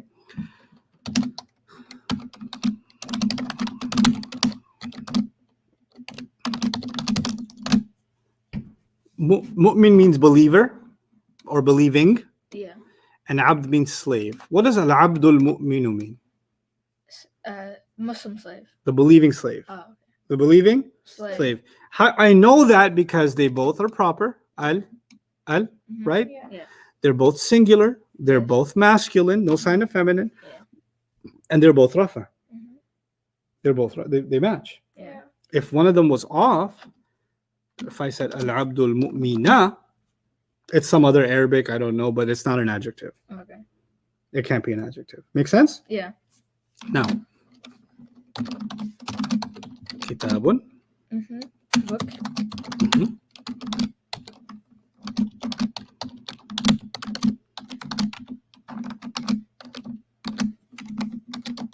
Okay. This is a part of an ayah of the Quran. Mhm. Kitab means book. Yes. Okay. Let's write down its four properties. The four properties of kitab. What's the status of it? Status. It is Rafa. Good. Rafa, It's yeah. rafa. Very good. How many is it? One. Good. Is there any sign of feminine? No. No. So it's Masculine. Is it common or proper? Common. Common. Good. Because there's no al. Yeah. Now we know four properties of what word? Kitab. Kitab. I'm going to make this red and that red so you guys can connect these two things together. And I'm doing an exercise to find an adjective. Yeah. How do you find an adjective? It matches how many properties? Four. All four. Yeah. Okay. I go to the word min. Min is not even an ism. Min is a harf of? Jar. I Or think- nasib. Nasib. No, not a harf of nasab. Go through the list. Ba, ta, Yeah, kaf, lam, lam, wow. Min. Oh, so it's Harf jar. of jar. Therefore, it can't be an adjective because an adjective has to be an ism. A harf doesn't have four properties. Yeah. How am I going to match it to anything? Mhm. Min beat up on the word indi and made it jar. So this became the jar and this became the Majroor. majroor. Indi itself is light and no al. Yeah. Light and no No. al. And the word Allah is jar after it, Yeah. which means that indillahi is actually a mudaf and a Mudaf mudaf ilayh. ilayh. Good. Now let's think about the word musaddiqun. What are the four properties of musaddiqun? It's Rafa. Is it? Yeah. Yes. Prove it. Qun is like on. Good. And on comes Yeah. from Rafa. Good. Rafa. Yeah. So and It's one. it's singular. It's one. Good. It's There's masculine. no sign for it to be feminine. so- Isn't there qa? Qa is feminine, no? No. No. Oh, okay. It's masculine, and then It's common. Common because it has. No Does it al. match with kitab? Yes. But Oh. it's like so far away. It's But like they're fine with the long doesn't distance. matter. because now listen carefully. A harf of jar, Mm-hmm. a jar majroor, Yeah. they have to be next to each other. Yeah. A mudaf ilayh Mm-hmm. have to be next to each other. Inna and the one he beats up can be far away. Oh, okay. Remember the ayah we did? Inna and then ayatin all the way at the end? Super far. So they can have a long distance relationship. Yeah. And a noun and adjective Mhm. can also have a long distance. distance relationship Yeah. sometimes. Okay? Mhm. So kitabun, musaddiqun. They can be far apart. Okay. Long distance. Yep. They can be long distance. But how did I know? How did I know to match it? I knew how to match it because all four properties Match. matched up. Okay? Now, فيها سرر مرفوعة وأكواب موضوعة. Yeah? Yeah. Okay, let's do these two. Let's do one at a time, actually. There's too much Arabic on the screen. Sururun means beds. Beds. Okay. Okay? Beds. Mhm. Now, I want to figure out four properties of sururun. Okay. What's the status? The status is rafa Excellent. because Excellent. of the un. And Good. then One. it's one. Well, It's I don't one. know. I mean, it is one. Oh, beds. Thank you. Yes. Oh. I read it. Yes. I figured it out. Yes. Oh, there's no cover. I can't flip it. I'm sorry. It's so like underwhelming. Beds. So It's plural. no. Wow. No, A long time ago. Pair. It's pair. Wait. Hold on. Easy, tiger. If it was pair, Mhm. you would see ani or Aini. aini. Do you see ani or aini? No. No. A long time ago, when we were much younger, I told you that there are different kinds of plurals. Yes. There is masculine plural, una ina. There's feminine plural, atun atin. Atin. There's plural because the Arab said so, qaum nas qalu. Mhm. And there is broken plural. This is- If there's a plural that has an ending sound, Yeah. but you know it's plural, Yeah. and this time you know it's plural because of what? Beds. The meaning. Yeah. The meaning. Yeah. Then it's gotta be a what kind of plural? Broken. Broken. Broken plural. And if it's a broken plural, Mm-hmm. then you have to decide whether it's one of two things. It is masculine. Mm-mm. Oh wait, no. What kind of broken plurals are there? There's two kinds of broken plurals. There is. Oh, there's a human and non-human. Oh, Yes. no, no, no. Human and non-human. Yeah. Are beds human or They're non-human? non-human. Thank you. When beds are non-human broken plurals, what do the Arabs like to pretend? It's feminine. How many feminine? One. One feminine. I'm gonna say one One fem. feminine. And why? Because it's a BP. Because it's a broken plural. Yeah. Is it common or proper? It is. Common. Good. Why? Because Because does it's it have al? You say fiha sururun. marfu'atun. Give me four properties. Marfu'atun It's rafa. rafa. It's rafa. Then this is from the masculine. So Is it from the masculine? The hijab is from the masculine? I didn't know that. wait, no, the hijab is It's from feminine. feminine. Yeah, it's from the one feminine column. Yeah. Yeah, one feminine. One feminine. One feminine. And is it common or proper? This is common. Yeah. And, But it's feminine because of the hijab. yeah. So if it has the Okay. hijab. So then now it's feminine. let's go back. Yeah. Let's go back. You said sururun is one rafa, one feminine common. Yeah.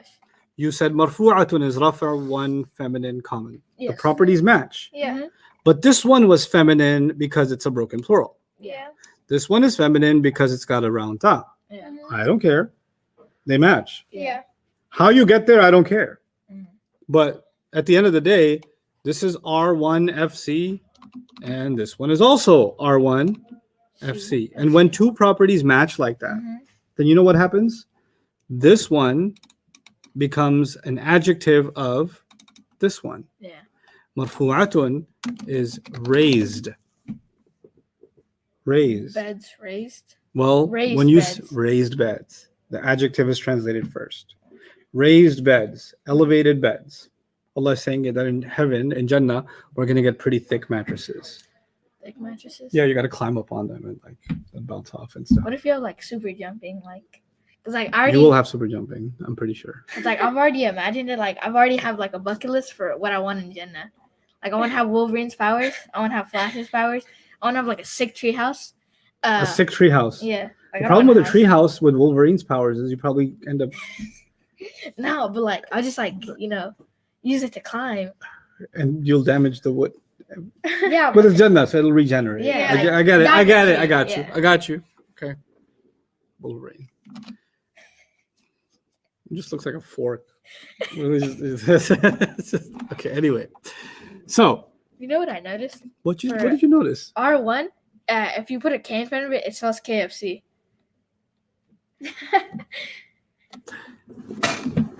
They have halal chicken, so Okay, I'm okay. Now I know what's on your mind. Kafir fried chicken. Okay. وأكواب. Let's go further. أكواب موضوعة. موضوعة. Okay. Now, أكواب. Let's do one word at a time again. أكواب actually means cups. Yeah. Cups. Yeah. I gotta tell you a story about this. Because there's a place in the Quran, Allah says, I'll come back to cups. Because, in class, I really want to teach you some things about Quran too. Yeah. Right? Allah says, إِنَّ الْأَبْرَارَ يَشْرَبُونَ مِنْ كَأْسٍ. مِنْ كَأْسٍ. Okay? And then he says, in the same surah, he says, يُسْقَوْنَ فِيهَا كَأْسًا. Yeah. And then he says, وَسَقَاهُمْ رَبُّهُمْ شَرَابًا طَهُورًا. Let me tell you what this all means. If you ever, before all this COVID stuff, if you ever threw a barbecue or party, right? You invite people over. You set up the table in the back. Somebody's running the barbecue. You get the table cover. You get the paper cups because it's going to be messy all over the place, right? So you get paper cups, you get napkins, and you get different kinds of drinks, like sodas or whatever, right? Juices. And when people are thirsty, what do? Get a drink. They go and get themselves a drink. They know where the drinks are, right? That's a regular party where people can help themselves and go get a drink, right? Because if you invite a lot of people, then you can't possibly go around giving everybody a drink. You just set it up so they can go help themselves, right? And they can come back for seconds and things like that, right? Allah describes in this surah, in 3 different ayat, something about drinks in heaven, in Jannah. He says, in the beginning, يَشْرَبُونَ مِنْ كَأْسٍ. They will drink out of cups. Which kind of sounds like they'll go get themselves a drink. Like they'll be wearing this Jannah party. We got these like super couches and stuff. And there's this like fountain of whatever juice coming out of there. And so you go and kind of, I want to try that one. I'll be right back. And you go, and so you go try different kinds of drinks. Kind of like self-service, right? A little bit later on in the surah, Allah says, they will be given drinks in cups. Now they're not going and getting drinks. What's happening? They're getting cups. They're being served. So it's like if you go to like a banquet or something, or you got invited to a walima, or like a aqiqah, like some nice fancy place, right? Yeah. And they've got those round tables with the tablecloth on it and the cups, upside down cups. And you got guys dressed like penguins running around, right? They got the tuxedo thing on. Yeah, and I think so. more water, sir. And you drink the juice or whatever you drink, and the guy comes and he pours it again. You're like, I think I'm supposed to finish it again. You drink it again, he pours it again, right? You don't even have to get up to get drinks. And in fact, if you even want to drink, you're like, could I just, right here, right? And in even even fancier places, you've got these guys, you probably only see them in movies and stuff, or like, because you don't watch any movies, so I don't know what I'm talking about. But you got these like guys with trays and they're walking around, people just take the things out of their hand, right? I can't even make my hand that straight. I would not be good at that job. I would be just like, anyway. But that's the idea where it's not like the barbecue in your backyard where you had to go get the drink yourself. Now you got butlers and servers and whatever coming around and handing people drinks. Like, this is fancy. Wow. Well, I don't mind if I do. You know. Uh-huh. So what happens in the ayah is they get upgraded. Mm. I'm reminded of this because, you know, in one time, it's actually really happened to me when I was in New York. I was reciting a surah, I was memorizing, and I had my mushaf with me, and I was in an elevator, and the guy next to me realized that I'm Muslim, right? It was in an elevator, it's a tall building, so we're the only two. He goes, "What do y'all get in heaven anyway?" He didn't say y'all. This was New York. He goes, "What do you get in heaven anyway?" Mm. And I have a few seconds to talk to him because ding, the elevator's going to open. I'm going to leave, Yeah. right? So I said, "Drinks." And then I left because I was thinking about this ayah. Yeah.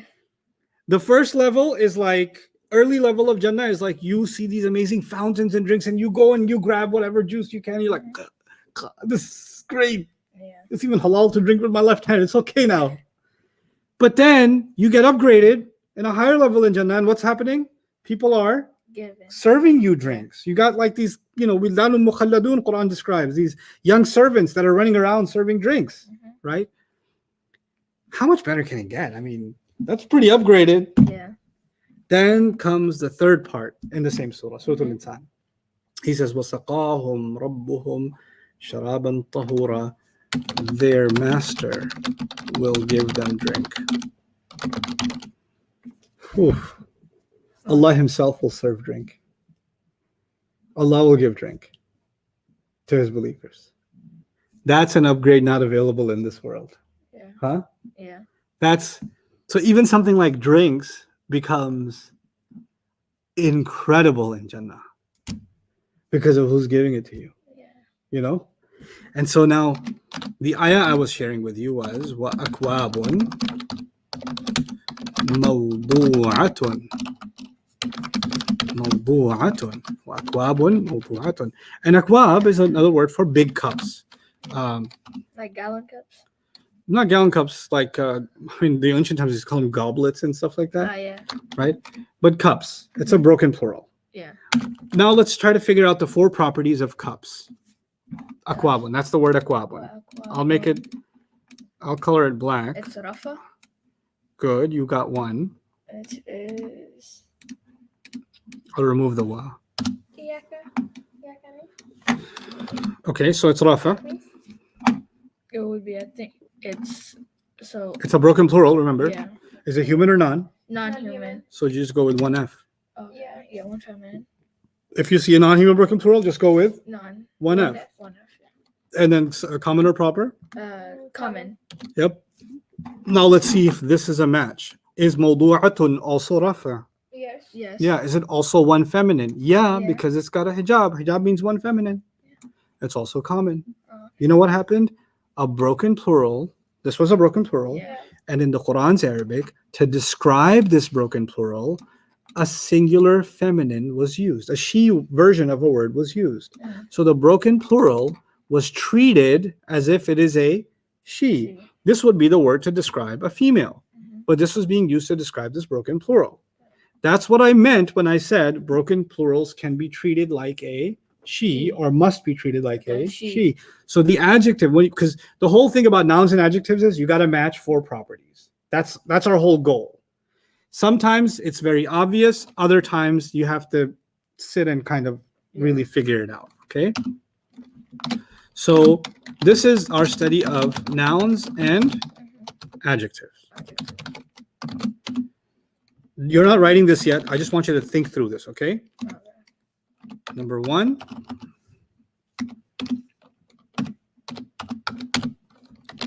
Nouns first, adjectives second. Yeah. In English, it's flipped, Yeah. right? All how many properties must match? 4. All four properties match. Yeah. Can have distance or no? Can or can't? Yes.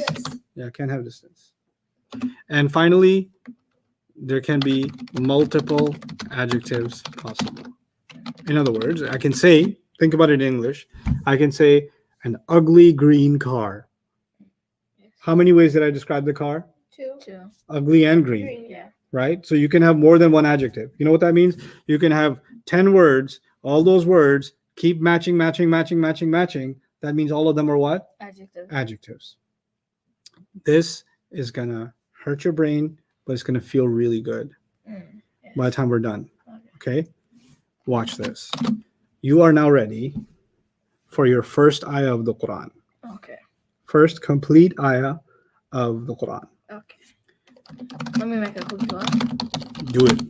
All of you do it.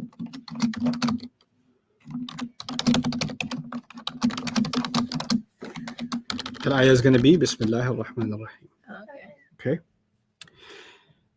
First of all, I'd like to color it so that you see that there are different words here.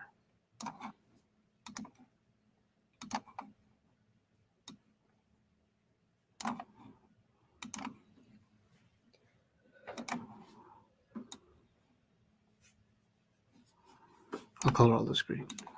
Okay. B is what kind of word from what we studied in the last few days? Oh, that's a harf of jar. Okay. B, I'll go back to black. B is a harf of jar. New page, write this down. And just write the English. B is a harf of jar. A completely new page? Yeah. Okay.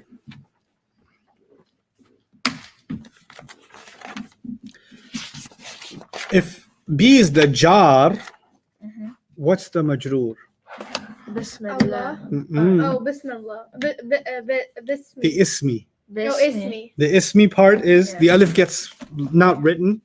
It's a thing. Well, when I teach you one day, Imam Fakhruddin al-Razi wrote pages on why there's no alif in the word ism in Bismillah. Right? It's a beautiful thing. But we'll read that one day. But for now, ismi, I'll call it ismi, Okay. is the majroor. What's the jar? The B. Yeah. What's the majroor? Ismi. The ismi. That makes sense? Yeah. Uh-huh. Because the ismi became jar because of it. Yeah. Right? Okay. I'm going to write ismi again. Look at ismi carefully. Does it meet my conditions for a mudaf? No L and light. Yeah. Whenever you see light, you should ask yourself that question. Okay? Oh, yeah, because it could have double meaning, right? Yep. Now, don't write this yet, but I'm going to write it. Mudaf. But I'm going to put a question mark. Okay. I don't know yet because Yeah. you can never tell if an ismi is going to be mudaf until you find a what? Majur or not majur, mudaf ilayh. Mudaf ilayh. So the next word is the word Allahi. Right? Yeah. Is the word Allahi a mudaf ilayh? Yes, because it's jar. Mm-hmm. It is jar. So I'm going to say the word Allahi is a mudaf ilayh. So I'll take the question mark off. This is mudaf. And this is mudaf ilayh. Does that make sense? Yeah. So you know what's happened so far? B was connected to ismi, Yes. jar majroor. Yes. Yeah. Ismi was connected to the word Allah, mudaf and Mudaf ilayh. mudaf ilayh. Okay. So far, so good. So far, makes sense? Yes. Now let's look at the word Allahi. Let's look at the word Allahi again. So we look at each one twice, yeah? Yeah. 4 properties of the word Allah. Can you write them for me? Yes. Do them without my help. Okay. The word Allah. No, don't say it. Discuss with each other. Take a minute. Okay. All of you do it. Can you 4 bring up properties of the word Allahi. Can you bring it up? Sure, I can. Okay, thank you. So Bismillahi, it's jar. We already know that. Jar. It's there's no so it's What mas- properties am I looking for? Remind yourself. status, number, gender, and type. Good. So we already Once have, you answer one, Yeah. write it. Then Okay. answer the next one, write it. Follow the Yeah. steps, yeah? Okay, so jar. We already know the word Allah is masculine. So why did you go to gender first? What's the order? Status what? number, Set- but so No. this is one Okay.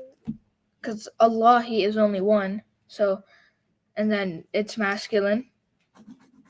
So we have Is it common? we have status, number, gender. Now we need type. What type is it? I forgot. So type. Allahi نام یک چیز هستنی نام خداوند داری Yeah. So this is proper. Got it? Yes. Okay. What do you get? J Jar, jar one one masculine proper. proper. Brilliant. That is correct. Excellent job, both of you. Jar, one, masculine and proper. Okay. Excellent job. What's the next word? Bismillah. Ar-Rahmani. Right? Yes. You can spell it in English. I don't care. I want 4 properties of Ar-Rahmani. Okay. Okay. Ar-Rahmani. Ar-Rahman. يوم جلسني. Can you? Sorry. Sure. Thank you so much.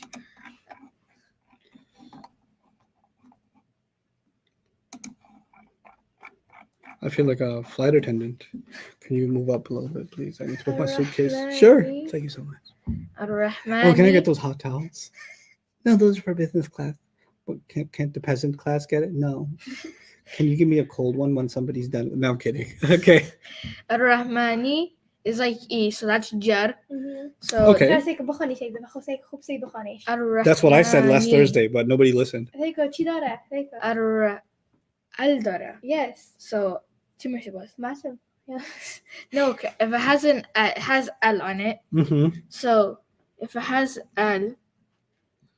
No. What's the order? What's the order? Word Status? status number. Oh, did you figure out status? Yes. It's jar. Good. Yes. Good. The number. Number. Is it one of Allah's names?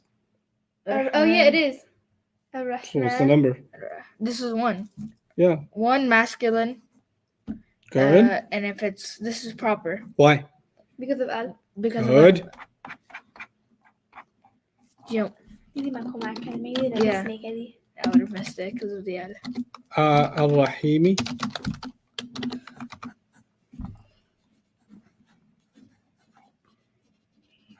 هو يوم جار. يعني. So Al-Rahimi. So Al. Al-Rahimi. This becomes this is Jar. We already know this. ياك توصل كل نوم خضار on that stuff. That's what I said. Both masculine and then Masculine. Yeah, proper. Because of the Al. Jar one masculine proper? Yeah. I agree. Jar one masculine proper. What do you notice about the word Allah, the word Ar-Rahman, and the word Ar-Rahim? They all match. They all match. What did we learn today?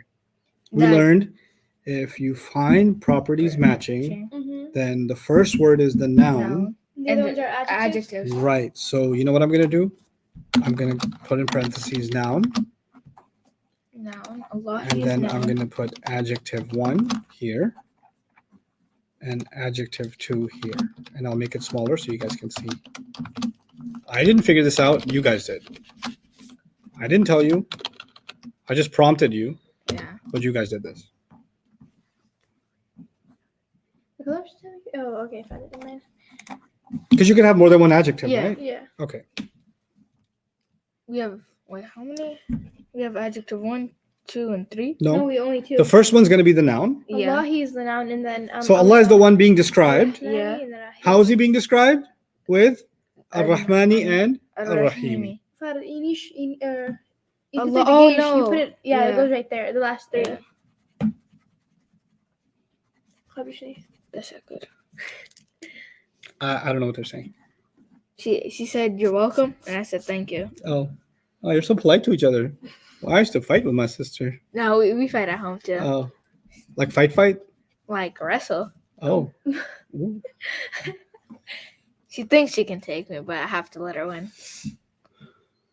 Adjective. I had some good fights with my sister. She always won. She did. I never won. I won. I thought I won once. Nope. Is he older than you? She passed away okay. last year. But yeah, she was older than me, a year older. Mm. We fought hard. Yeah. Well, not when we were older, when we were kids. Yeah. We You used know, to like full on. The last wrestle, fight, like, the last when we were fight she little. won Mhm. was with an uppercut. Really? It was like a Street Fighter straight Ryu whole Yukin, like it I was kicked him in the face when You wanna know even how better. You wanna see he one of my started kids? crying. I It's wasn't so crying. I would too. My world was spinning, literally. No, it's Okay. not even- Anyway. my tooth went backwards. No, Holy Allah. Okay. Bismillah ar-Rahman ar-Rahim. B is a harf of jar. Mhm. B is connected to ismi because a harf of jar makes the next word jar. Yeah. You guys wrote that down? Yes. Did it make Mhm. sense to you? Yeah. So that would be a jar majroor. Yes. Ismi is a mudaf. Mhm. Ismi means name. Right. name. Yeah. Ismi is a mudaf because it's like no alif lam followed by jar. Mhm. So the word Allahi becomes the mudaf ilay, which if the word be means with Mhm. or by Yeah. or in, then is the mudaf and mudaf ilay have what in between them? Of, Yeah. right? In the name of Allah. Allah. In the name of Allah. Okay. Mhm. The we is in, and then the Ismillah, name of Allah. Allah. So it becomes in the name of Allah. Now, some of you might have a question, where did the come from? Just know one thing for now. The word the will be normally used in English for a mudaf. Anyway, that's normal in English, even though you don't see al here in Arabic. Okay. So when we translate it, it's going to be in the name of Allah. Okay. Ar-Rahman means the extremely loving and caring. Mhm. The extremely loving and caring. And Ar-Rahim means the always loving and caring. They always loving and caring. Okay. So, and the extremely loving and caring and the always loving and caring matched with the word Yeah. Allah, right? Which means they are adjectives of the word Allah, which means it's okay for you to even, because in English you can say the adjectives before. Mhm. So you can translate this as in the name of the extremely loving and caring, Mhm. the always loving and caring Allah. Yeah. And you translated an entire ayah and understood all of its grammar on day 7. That's our first ayah of Quran. Bismillah ar-Rahman ar-Rahim. Now think about this. Bismillah ar-Rahman ar-Rahim is not a sentence. If I said, think about this. If I said, in the house, is that a whole sentence? No. No. If I said, in Allah's name, is that a sentence? No. No. But if I said, in Allah's name, I read, That's That's sentence. that's a sentence. If I said, in Allah's name, I learn, would that be a sentence? Yes. In Allah's name, I pray. In Allah's name, I wash. In Allah's name, I stand. In Allah's name, I drive. In Allah's name, I drink. Yeah. That would be a sentence? Yeah. Bismillah ar-Rahman ar-Rahim is not a sentence. Yeah. It's only one part of the sentence. So if I said Bismillah ar-Rahman ar-Rahim and then I clicked, right? Then this, my click, was the remainder of that sentence. You know what we learned from that? Everything I do in life is incomplete Without Allah. without Bismillah ar-Rahman ar-Rahim. It's like what I do is the later part of the sentence, and Bismillah ar-Rahman ar-Rahim is the beginning of that sentence. It's as if somebody forgot to use, it's as if somebody is saying a sentence and they forgot the first part of it. My actions are completed only by the opening Bismillah ar-Rahman ar-Rahim. You have to complete Bismillah ar-Rahman ar-Rahim with whatever you do. And now think about what you're saying when you say Bismillah ar-Rahman ar-Rahim. You're saying that Allah loves me and cares for me more than I can ever imagine. And Allah will continue to love me and care for me always. And then you do something. What are your thoughts about Allah when you do something, when you just say Bismillah ar-Rahman ar-Rahim? Right? And He put that in the beginning of every surah except Surah At-Tawbah, which I'll teach you about one day. Right? But why is this in the beginning of every surah? What is Allah telling you and me before you read any surah? Before you read, I need you to know I love you. that I love you and I'll always love you. And I told you these words out of love. I taught you this because I love you so much. Yeah. That's Bismillah ar-Rahman ar-Rahim. Such a powerful. It's so beautiful. It's so beautiful. Every surah. Now you read every surah and the first thing you think about is Allah would never have told me this if He didn't what? Love me. If He didn't love me. He would have never told me this if He wasn't ar-Rahman ar-Rahim. And He made me remember that before I even said it.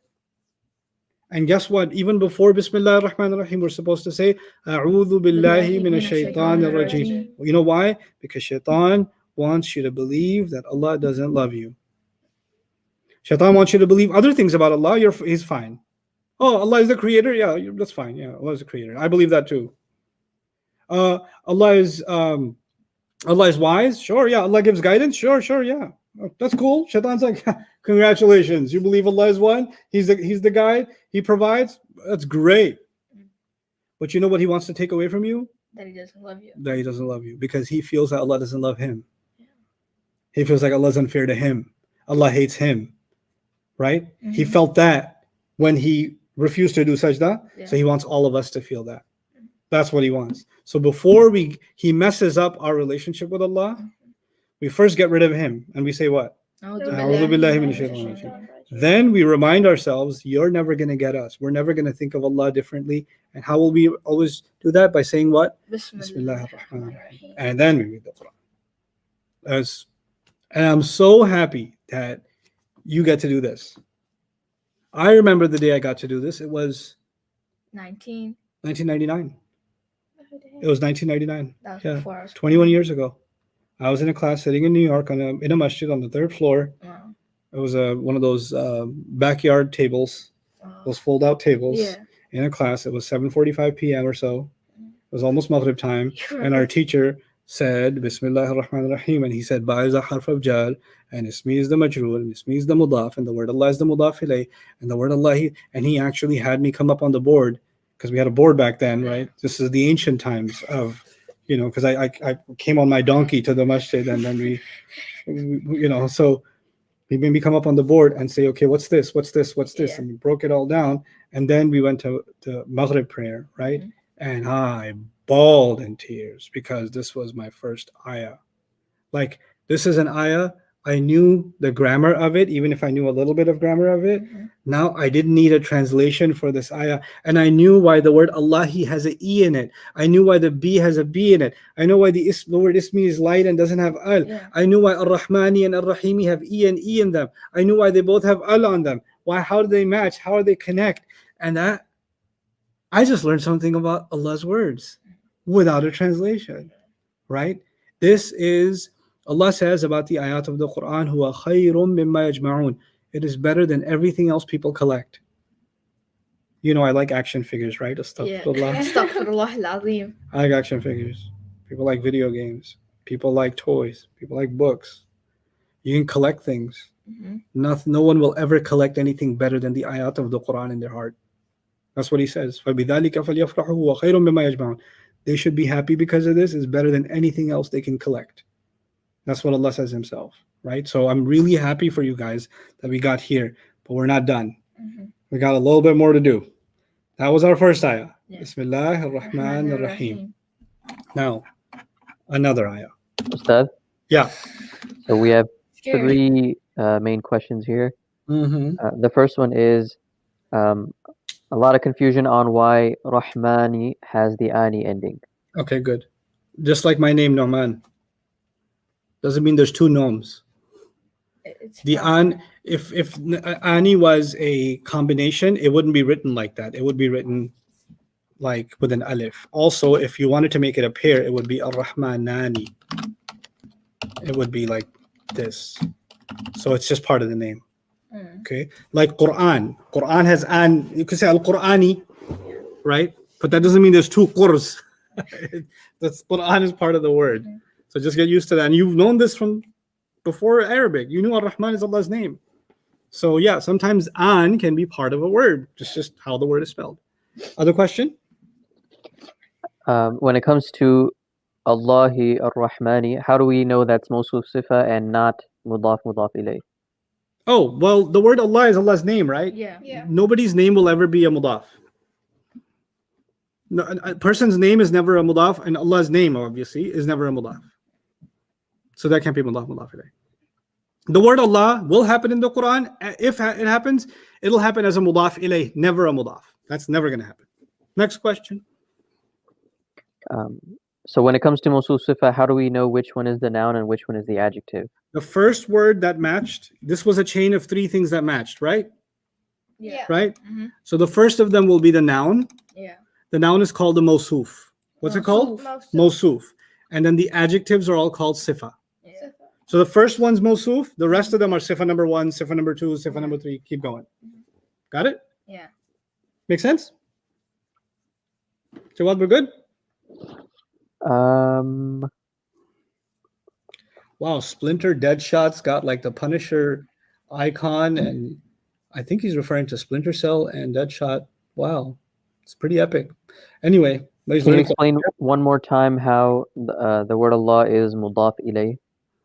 Of course, the word Allah is jar, and it's followed by ismi, which is light and no al. Whenever you have light and no al followed by jar, you get mudaf and mudaf ilayh. Yeah. There's nothing special about discovering that is mudaf ilayh. And let me give you another example. I'll take this off the screen now. Abdullahi. The word abdu is light, Yeah. no al. The word Allah is jar, right? Yeah. So slave of Allah. Or Rasulullahi, the messenger of Allah. Rasulu is light, no al, followed by jar. So the messenger of Allah. The same way, Ismullahi. Ism is name, the name of Allah. Yeah. Okay, same concept. The only reason it became Ismi is because the ba was before it. Yeah. Okay, good to go? Jawad? Yes. Okay. Alhamdu. Yeah? Yeah. You're going to write this. Like- Not this Alhamdu part, because this is the part I will teach you maybe tomorrow. I don't think we'll get time today. But so Alhamdu you'll skip. Then we say Lillahi, right? Yeah. So you're going to write like this. I'll write the Arabic and then I'll write the English. English. Lillahi. I can like sort of like write pretty like neat with Arabic. Sort of neat. I know Yeah. you can't. You remember Sheikh Azmi? What he did? You couldn't write. I got mad. Yeah, he grabbed my note. He grabbed my notebook. Hit him with my notebook. Your notebook was like soft. I know it was like one of those bendy ones. I like the bendy ones. Okay. Okay. We're going to skip Alhamdu for now. Okay. Okay. Now, Lillahi. Lillahi, if I want to spell it in English, it would be like this. Yeah. Is actually two words. It's li Mm-hmm. plus Allahi. Allah. Now, the word li is ba, ta, kaf, Lam. lam. And lam makes the next word jar. Jar. So lillahi is jar, Jar. jar majroor. Yeah. It's two words, jar plus majroor. Jawad, keep an eye on the questions as I go through this so that I don't take questions at the end. I take questions as they come up on each piece. So right now I'll take any questions on lillahi. Okay, Got like it. that. Okay. And students also ask relevant questions. If I'm talking about lillahi and you have a question about lillahi, then ask that. And then when we get to Rabbi, then ask that, etc. Like as we continue. So lillahi is jar and majroor, Yes. right? Now I want the four properties of the word Allahi inside lillahi. I'm just writing the word Allahi again because I just want the four properties of it. And we kind of did it in Bismillahi. Yeah. So it's the same word, so we can kind of go quickly. Jar. It's jar, it's Ma- one, masculine and proper, right? So that was Yeah. already done. Yeah. Right? All right. There is a question on lillahi, Mm-hmm. and there was a similar question on bismi. Why the alif is missing? Not the alif, but why is it lam kasra and ba kasra instead of fatha? The harf of jar B is always pronounced B. They just decided that at a barbecue. So wonder it's how- never basmallah or bismillah. It's always B. A'udhu billahi, bismillahi, sabbih, bi rabbikal kareem, ma gharraka bi rabbikal kareem. Alam tara kayfa fa'ala rabbuka bi ashabil fil. You're never going to read ba ashabil fil or bu ashabil fil. It's always going to be B. So B is always going to be B. And the lam will pretty much always be li unless it's on a pronoun, then it'll be la. Otherwise, it's going to be li. And the way to remember that is alhamdulillah. Lillah. That's the standard. Other question? Yeah. Now we're getting questions about how lillah is two words. Oh, it's just how it's written. It's li, Allahi becomes I don't think it's like that. lillahi. Yeah, I'm just Okay. explaining. Okay. So it's li and then Allahi, and in Arabic, when you fuse them together, you write them like that. Okay, when you see that, that means lillahi. Okay. So this is important now, guys. Watch this carefully. This is how you say Allah, and this is how you say lillah. Yeah. It's like you took one off, but you're saying more. Yeah. And you're saying this one, the red one, I'll make it red. Remember, in the Quran, when you see this one, it's two words, Yeah. Lillah. li and Allah. Yeah. If you see this one, it's just one word, Allah. Allah. If you see this one, it's two words, Lillah. Okay? Remember that. Okay, good. Good that you asked. Inshallah, that'll never confuse again. Okay, so Li and Allahi is done, Jar Majroor, right? Yeah. Rabbi. Looks like rabbi. I mean to say Rabbi though. Yeah. Okay. Rabbi, before I write about it, don't write this yet, but I'm gonna wonder if it's a mudaf. B. The reason I even care to ask that question is I noticed that it's light, and I know that normally a word should be heavy. So I'm gonna take that a little further. That investigation, I'll take that a little further, right? So, is it possibly a mudaf? Yeah. Yeah, because it's light and And it doesn't no have al. al. Okay, so what I will write with Rabbi is it's light, no al. That I should write. Go ahead. And since I'm on that investigation, I'll come back to Rabbi, but al-alamina, could it be jar? Yeah. Yeah. Ina.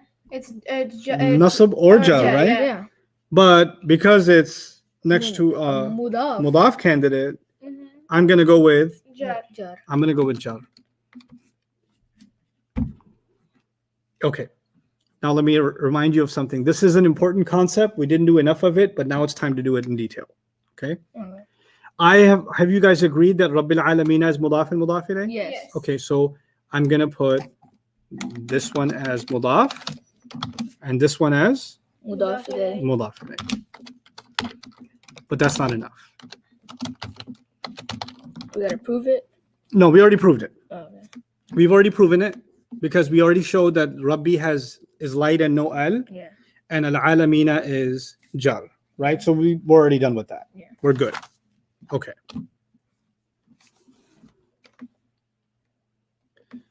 But what I will do is I'll write Rabbi again here because I want to learn some more about it. Okay. I want 4 properties of the word Rabbi. Okay. In order, what's the order of the properties that I want? Status number, gender, and type. Wonderful. What's the status? Or no, jar. Jar. Good. Jar. Jar. This is 1 because there's only Very- one. It's very good. masculine. Good. Now stop. Was it a mudaf? Yeah. Okay, this is a new or relatively new thing. We've done it briefly, but I want you to get it in your heads. Whenever you have a mudaf, Mm-hmm. you don't write proper or common. Oh, okay. The last property, you stop. Oh yeah, because you gotta check the next one and the next one. checks Good. it. You got to check the next one. Meaning, whenever you get, so you can get jar, one, and masculine, fine. Yeah. But when it comes to proper or common, we got to ask the mudaf ilay and then come back. Yeah. Okay. So what is the last answer? The last answer is not going to come from Rabbi. What's it going to come from? Alamina. It's Al-alamina. Al-alamina. Oh, it's proper. Proper or common? Proper. Why? Because of the al. Yes. Proper. Yeah. Now the hardest part. I'm going to write this together. Rabbi al or I'll just say Rabbil Alameen. You wanna start that? Yeah. Okay. Now I'm looking at the whole thing together. Okay. We looked at Rabbi on its own, right? Mhm. We looked at Al Alamina on its own. Mm-hmm. We figured out that they're mudaf ilayh. Then I asked you to figure out 4 properties of Rabbi. Fine. But now I want to look at Rabbil Alamina. Yeah. Okay. Ustaz, Yes. there's a question on lillahi. When we added the lam, we took away the alif. So does that mean that now the word Allah can be mudaf because it's not proper anymore? No, the word Allah doesn't have alif lam. The word Allah is one word. Also, right now, leave that question behind because then when we're done with Rabbil Alamina and we're on Ar-Rahmani, then you're going to ask about Rabbil Alamina. Stay with me and we'll come back to Lillahi, that additional question. So which is why I said you, Jawad, also, when students ask that, say we will answer that later because right now I want everybody's focus on this, right? So we got to discipline focus because otherwise you're not going to get it. And I really want you to get this. Really, really want you. And I promise I'll explain the lillahi thing. I will. Whatever questions you have, I will answer. But I might not answer when you ask. I might have to discipline when I answer that question, right? Because if I answer all of your questions right now, then the focus will just start going in different directions, right? And it's okay for you to ask questions. I don't want you to feel bad about asking questions, but I do want you to train yourself. Oh, we're done with this concept. Now I can ask, right? So, but anyway, and somebody may have asked just at the right time, but there's so many comments that you got to it later. But now that we got to it later, we'll come back. When we're done with this, we'll come back to that question. So just keep note of it. Okay, Jawad? Yep, got it. Okay, thanks. All right, so now we're going to look at Rabbil Alameen together. Yeah.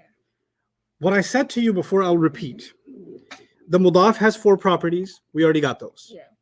The mudaf ilayh has its own 4 properties. But what if somebody asked you, what are the properties of the whole thing? When you ask for the properties of the whole thing, you can give the same answer as the answer for the mudaf. I copy-pasted it. Oh, okay. In other words, you know, what is a mudaf and a mudaf ilayh together called? They're called idafa. Yeah. The whole idafa has the same properties as the mudaf itself. Okay. And it's important. Remember I told you mudaf ilayh cannot be looked, they can't be separated? Yeah. So it's almost like in your head, you have to think of it as one word, one phrase. Mhm. And that phrase has 4 overall properties. Like you put parentheses outside it. Mhm. And those 4 properties are the same as the mudaf, jar, one, masculine, proper. Even though al-alamina on its own has its own properties, we're not looking at al-alamina right now or Rabb right now. We're looking at the whole thing. Okay, is that okay? Yeah. That's a difficult thing. I know it's a new thing relatively, but I want you to get used to it. So how would The we get mudaf proper, though? speaks for the entire idafa. The mudaf speaks for the entire idafa. Go ahead, your question. So how would you get the proper though without alamina because there's no al in the beginning? Right, because how did we get proper for Rabbi? What did we have to Because do? of the word, the thing before it. Alamina. And now that you figured it out, this speaks for the whole thing. Oh, okay. Got it? Yeah. So Rabbi will never have al because it's a mudaf. It can never have al. Yeah. And it's never going to have tanween. Hmm. I remember tanween was like a. Yeah. Yeah. So it doesn't have a and it doesn't have the. So we're like, what are you? Yeah. So that's why we have to go to what? Uh, Mudaf ilayh. And mudaf ilayh will tell us. Once it told us, this speaks for the entire phrase. okay. Jar, one, masculine and proper. Alhamdulillahi Rabbil Alameen. What's the next word? Ar-Rahmani. Now we did this once. Yes. Now we can do it again. 4 properties, please. Al-Rahmani. Me. Jar. Good. It's Yeah. jar. Good. One. Remember, it's not ani is not a pair. It's part of the word, Yeah. right? It's not Ar-Rahmanani. Yeah. Good. Is it one? Yes. Masculine? Yes. Why is it proper? Because of the al. Good. Ar-Rahimi. Let's do that. What do you think about Rahimi? It's jar. Yes. Yes. It's one. Yes. It's masculine. Yes. Improper because of the al. Because of the al. Jar because of the e at the end. Yeah. One in masculine because there's no sign of feminine. It's one of Allah's names. We already know that. So it's Mhm. one. Masculine. Proper because the al in the beginning. Yeah. Excellent. Now the fun begins. Maliki. What's unusual about Maliki?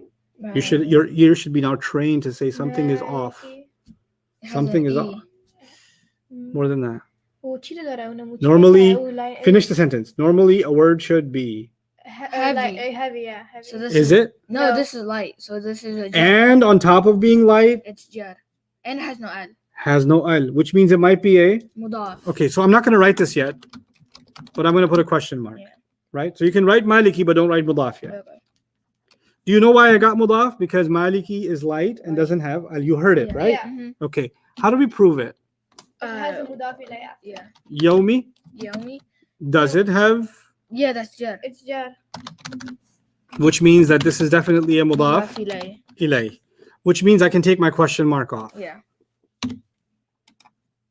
Right? Yeah.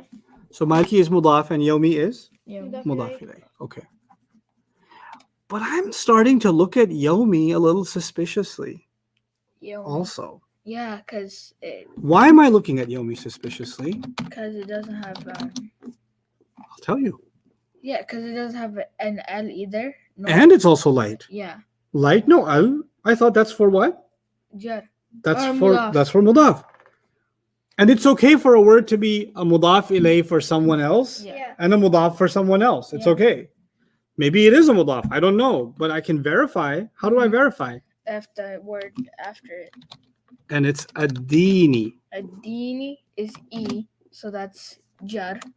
which means it It's is mudaf ilay. mudaf ilay, which means this is in fact a mudaf. Mudaf. So I wrote yomi twice because it's mudaf ilay, but it's also mudaf at the same Yeah. time. Questions about that so far? There's a question on how do we know when we need to look at a word twice?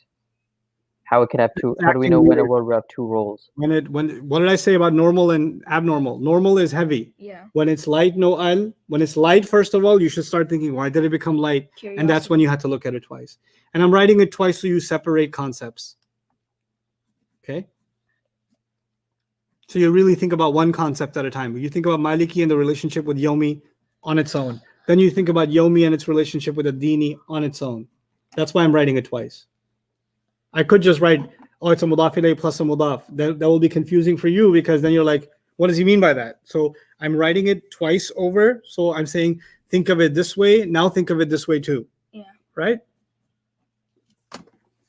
Now, here's the hard part. I'm going to have you figure this out. You've already taken notes on this. Yeah. I want 4 properties of Maliki. This is the hardest part of this entire exercise. It is. Okay. Yeah. So Maliki. I want 4 properties of the word Maliki. It's jar. Okay, I agree. It is Maliki stands for angels. No, Maliki means owner. Owner. Mhm. Oh. Malaika is angels. Oh, okay. So don't worry about meanings. Okay, Maliki. Malik is one of the names of Allah. That I'll tell you. So it's jar, yeah. We So got it's jar. jar. One One. masculine, Masculine. Masculine. And then proper. proper. I don't know about proper. How do I get proper? Yeah, because it's a name. No. It's one of the names. I could be an owner of a house. Oh, so owner. it's common. No. That's why I said this is the hardest question. Oh wait, no, you gotta get the word after it Why? because it's a mudaf. Good, Ahmed. A mudaf can never tell you the answer to what?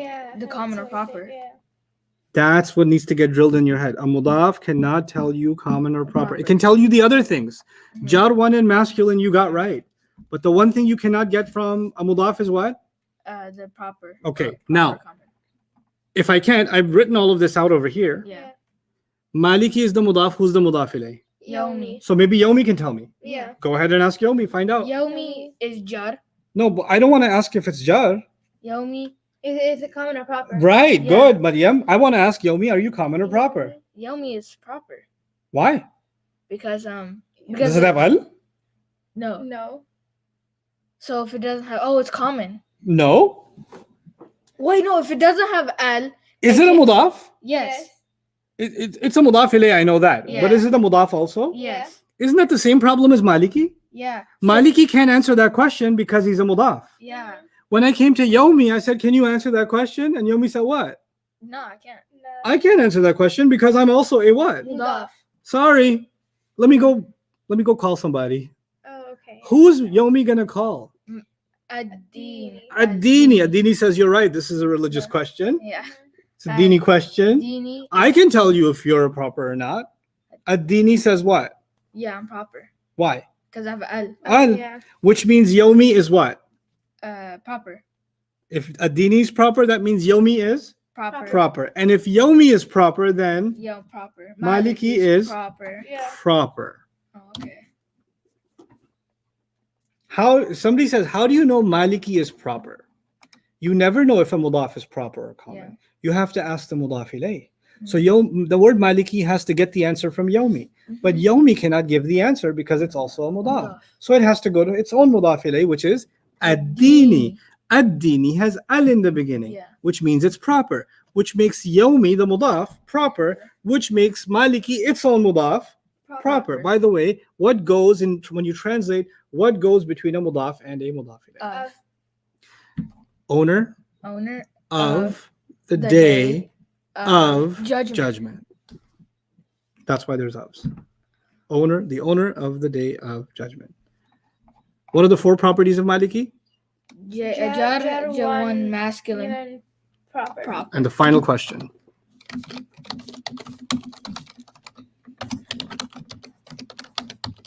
What are the four properties of the whole? Because I said an idafa, when it's a string of idafa, Yeah, you look at all of it as one. yeah. How do I, if somebody asks, what are the four properties of this whole thing? What would you say? Jar, one, masculine, plural. Or Proper. Proper. Why? Sorry. Why would you say that? Why would you because say all that? of them match. Because all of the match. No, not because all the match. Because a mudaf, Oh yeah. Oh, a mudaf. because a mudaf speaks for the whole idafa. Yeah. You figured out the mudaf. Mhm. Don't just say yeah if you don't get it. Okay. Yeah. I want to hear yeah, you actually get it. Mhm. A mudaf, you figured out the mudaf's four properties? Yes. That represents the whole mudaf ilayh chain. Yeah. Okay? Mhm. So I put all the chain together, and then to describe all of it, I took the four properties of the mudaf. Mudaf. Okay, now let's go back up. In your notes, give me underline the four properties of the word Allah. Allah. Allah is Allah, Jad. Is it jimp? Yeah, it's jump. Is it Yeah, jimp? Jim. Yeah, jump. Okay, underline jimp.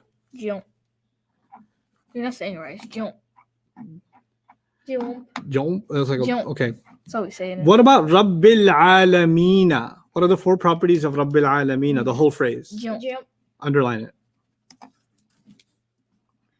What about Ar-Rahmani? What are the four properties? Jump. What about Ar-Rahimi? Underline it. Ar-Rahimi. Where's it? Oh, Ar-Rahimi is jump. Okay. What about the whole Maliki Yawmiddini? Jump. Jim.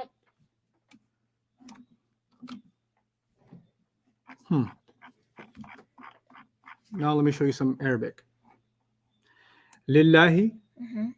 is a harf of jar. Yes. It's a jar majroor. Yes. The word Allah has certain properties. Mm-hmm. Rabbil Alameen is a mudaf ilayh. Yeah. But that entire mudaf ilayh has the same properties as the word Allah. Yes. Ar-Rahmani is a separate word, Mm-hmm. but it has the same properties as Allah, the word Allah. Mm-hmm. Ar-Rahimi is a separate word, but it has the same properties as the word Allah. Allah. Maliki Yawmiddini is a double mudaf and mudaf ilayh and mudaf and mudaf ilayh, but overall it has the same four properties as the Allah. word Allah, right? Yeah.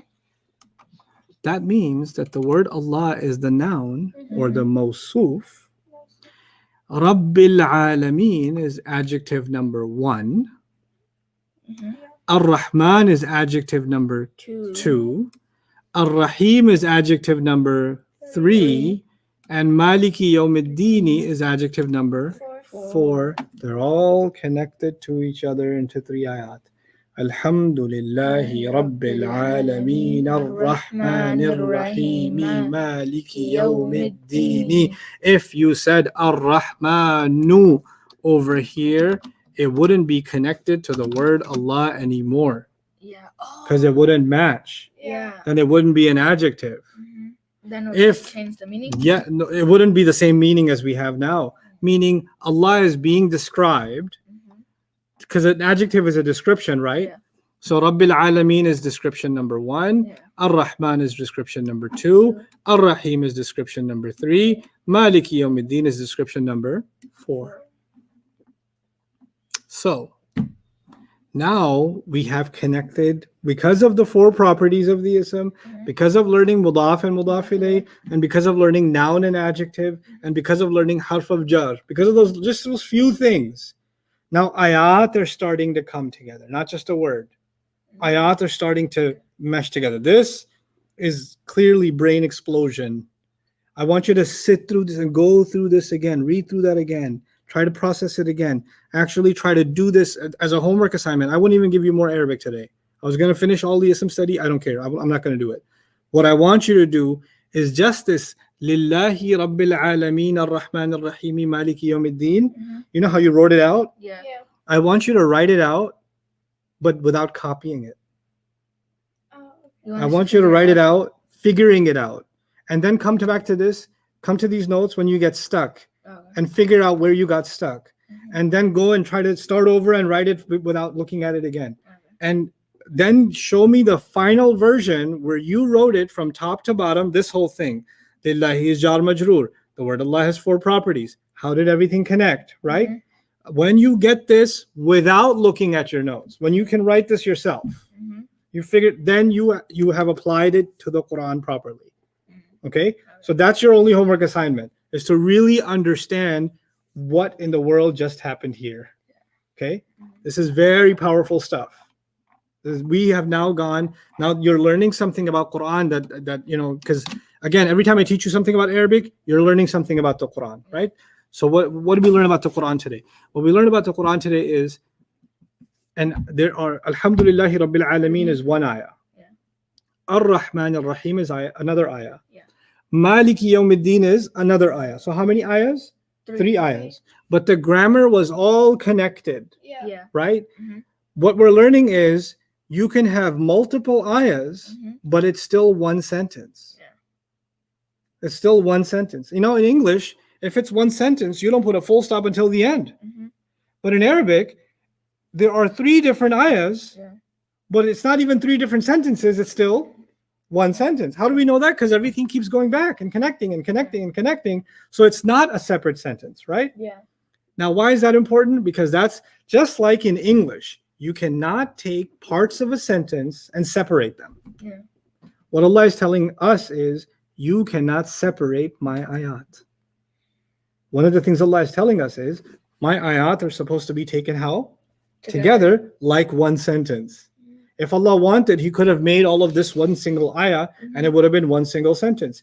Alhamdulillahi Rabbil Alameen Ar-Rahman Ar-Rahim Maliki Yawmiddin. One sentence. Yeah. But He decided to take that one sentence and make it into how many? 3 ayat, to teach us you can have multiple ayat, but you don't get to cut them apart and say, I'm going to focus on this ayah and ignore that ayah. So from the very beginning of the Quran, Allah is teaching us a lesson. And that lesson is, ayat are supposed to be looked at together. Yeah. Just like a sentence is supposed to be looked at Mhm. together, Together. right? So we don't, because people, what do? They take a quote from the Quran somewhere, Mhm. they take an ayah and say, oh, Quran says this. Yeah.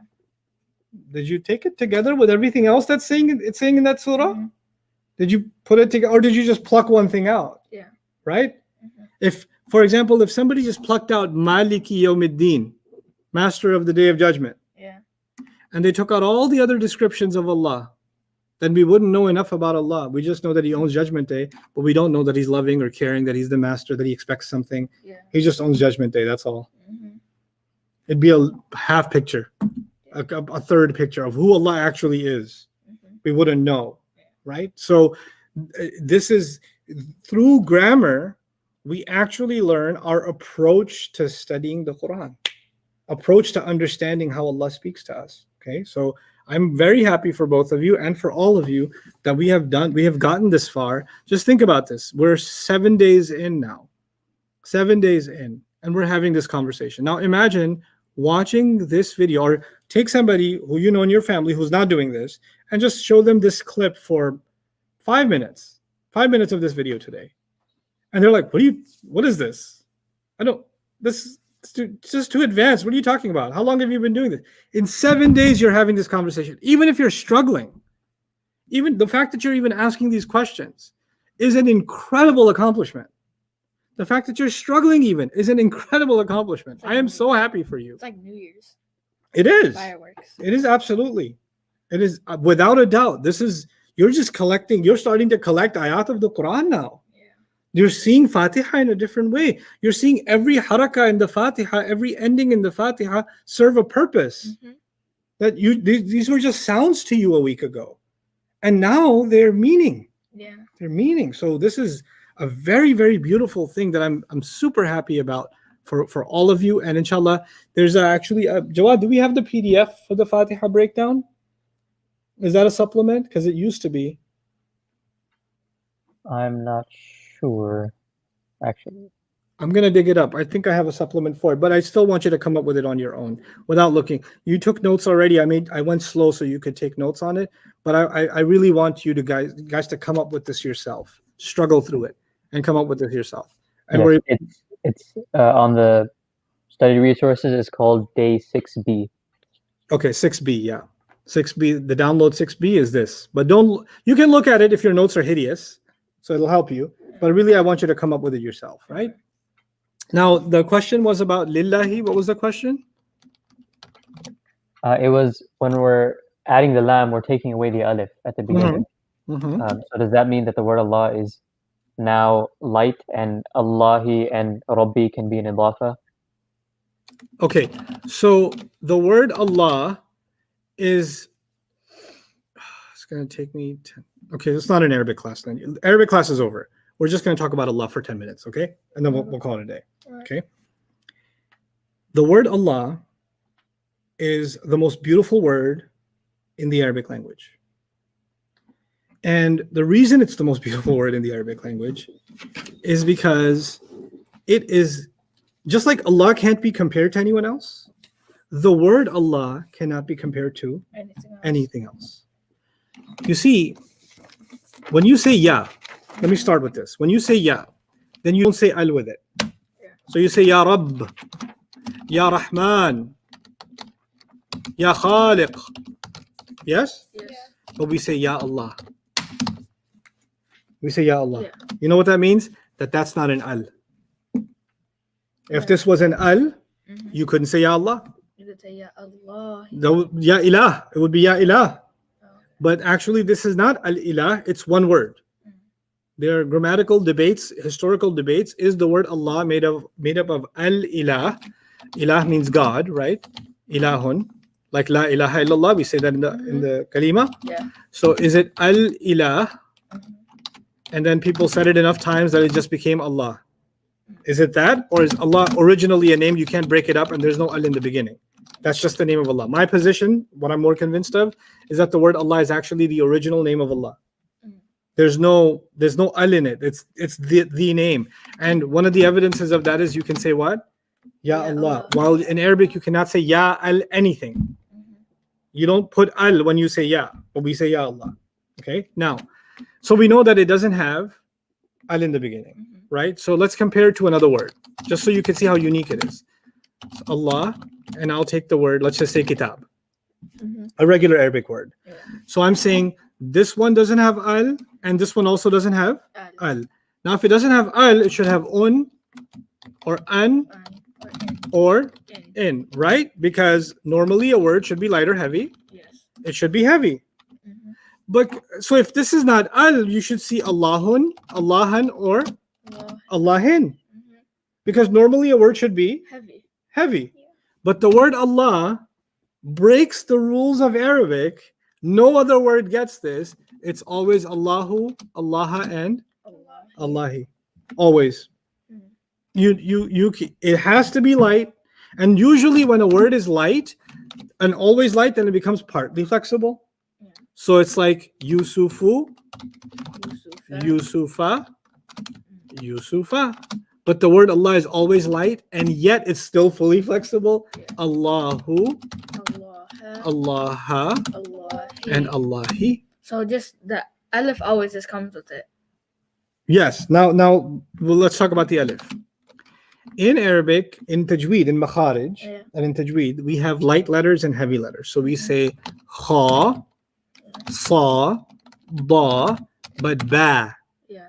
You don't say ba, you say ba. ba, but you say ba, right? You say ka, but you say ka, right? So some words you're frowning, ka, and some words you're smiling, ka, right? Say this one. La. Is it law? No. It's la. La. Yeah. It's by definition, lam is supposed to be la. But the word Allah, we don't say Allah. Allah. Even though lam in all of Arabic is Like light, when it comes to the word Allah, it's heavy. In every way, the word Allah is it can't be compared to any other word in Arabic. Just like Allah can never be compared to any creation. Like, it's just so beautiful that the word Allah is like that. So the reason I brought that up is the question was, will the word Allah be a mudaf because the alif is missing? No, it won't be. No, it won't be, because that alif isn't part of alif lam.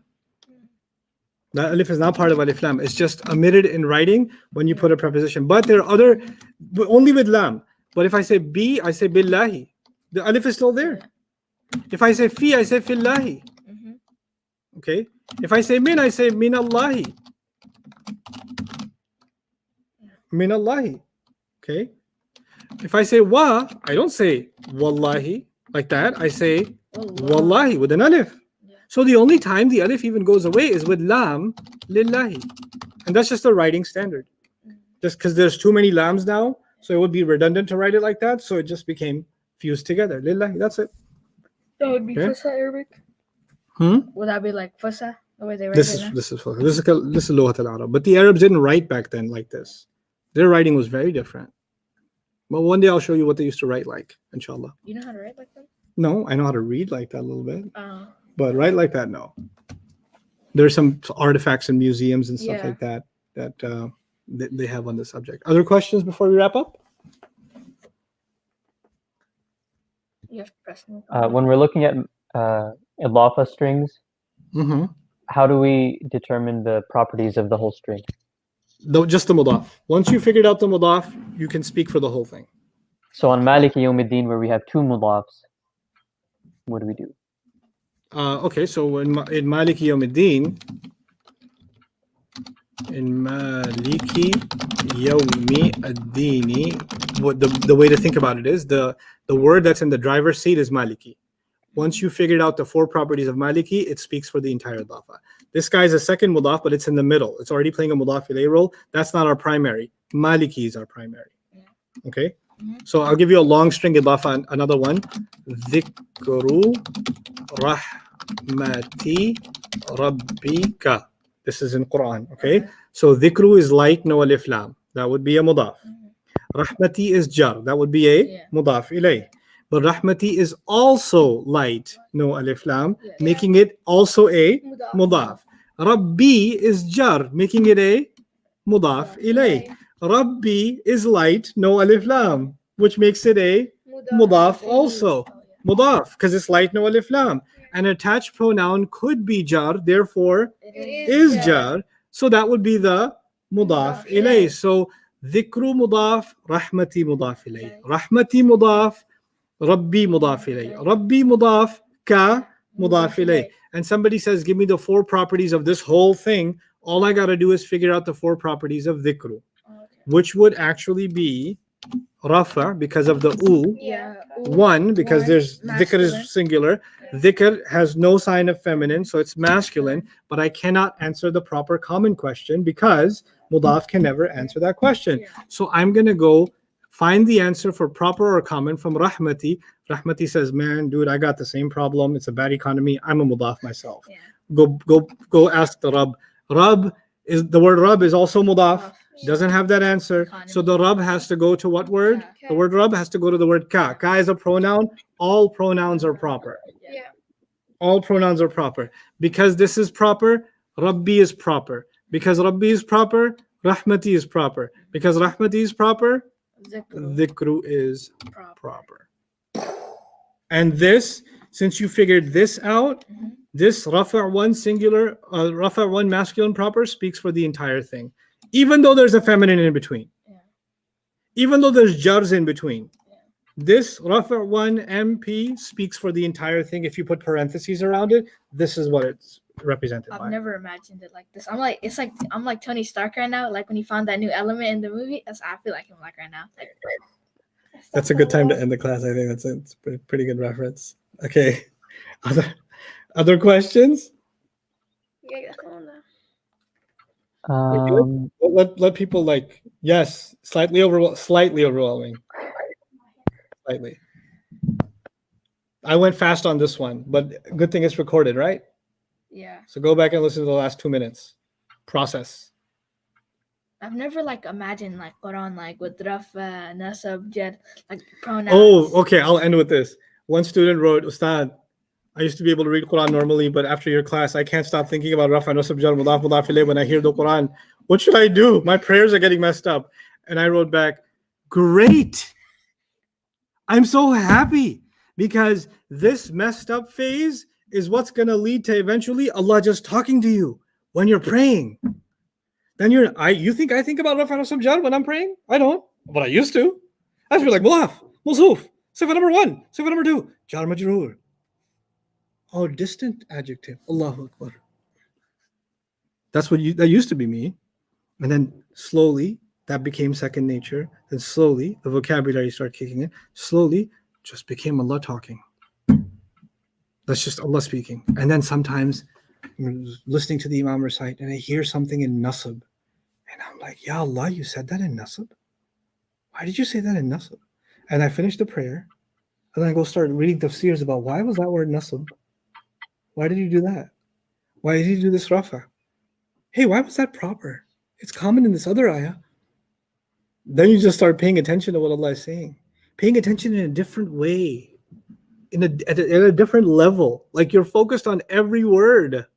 Isn't that beautiful? Yeah. It's incredible. حَتَّى يَسْمَعَ كَلَامَ اللَّهِ.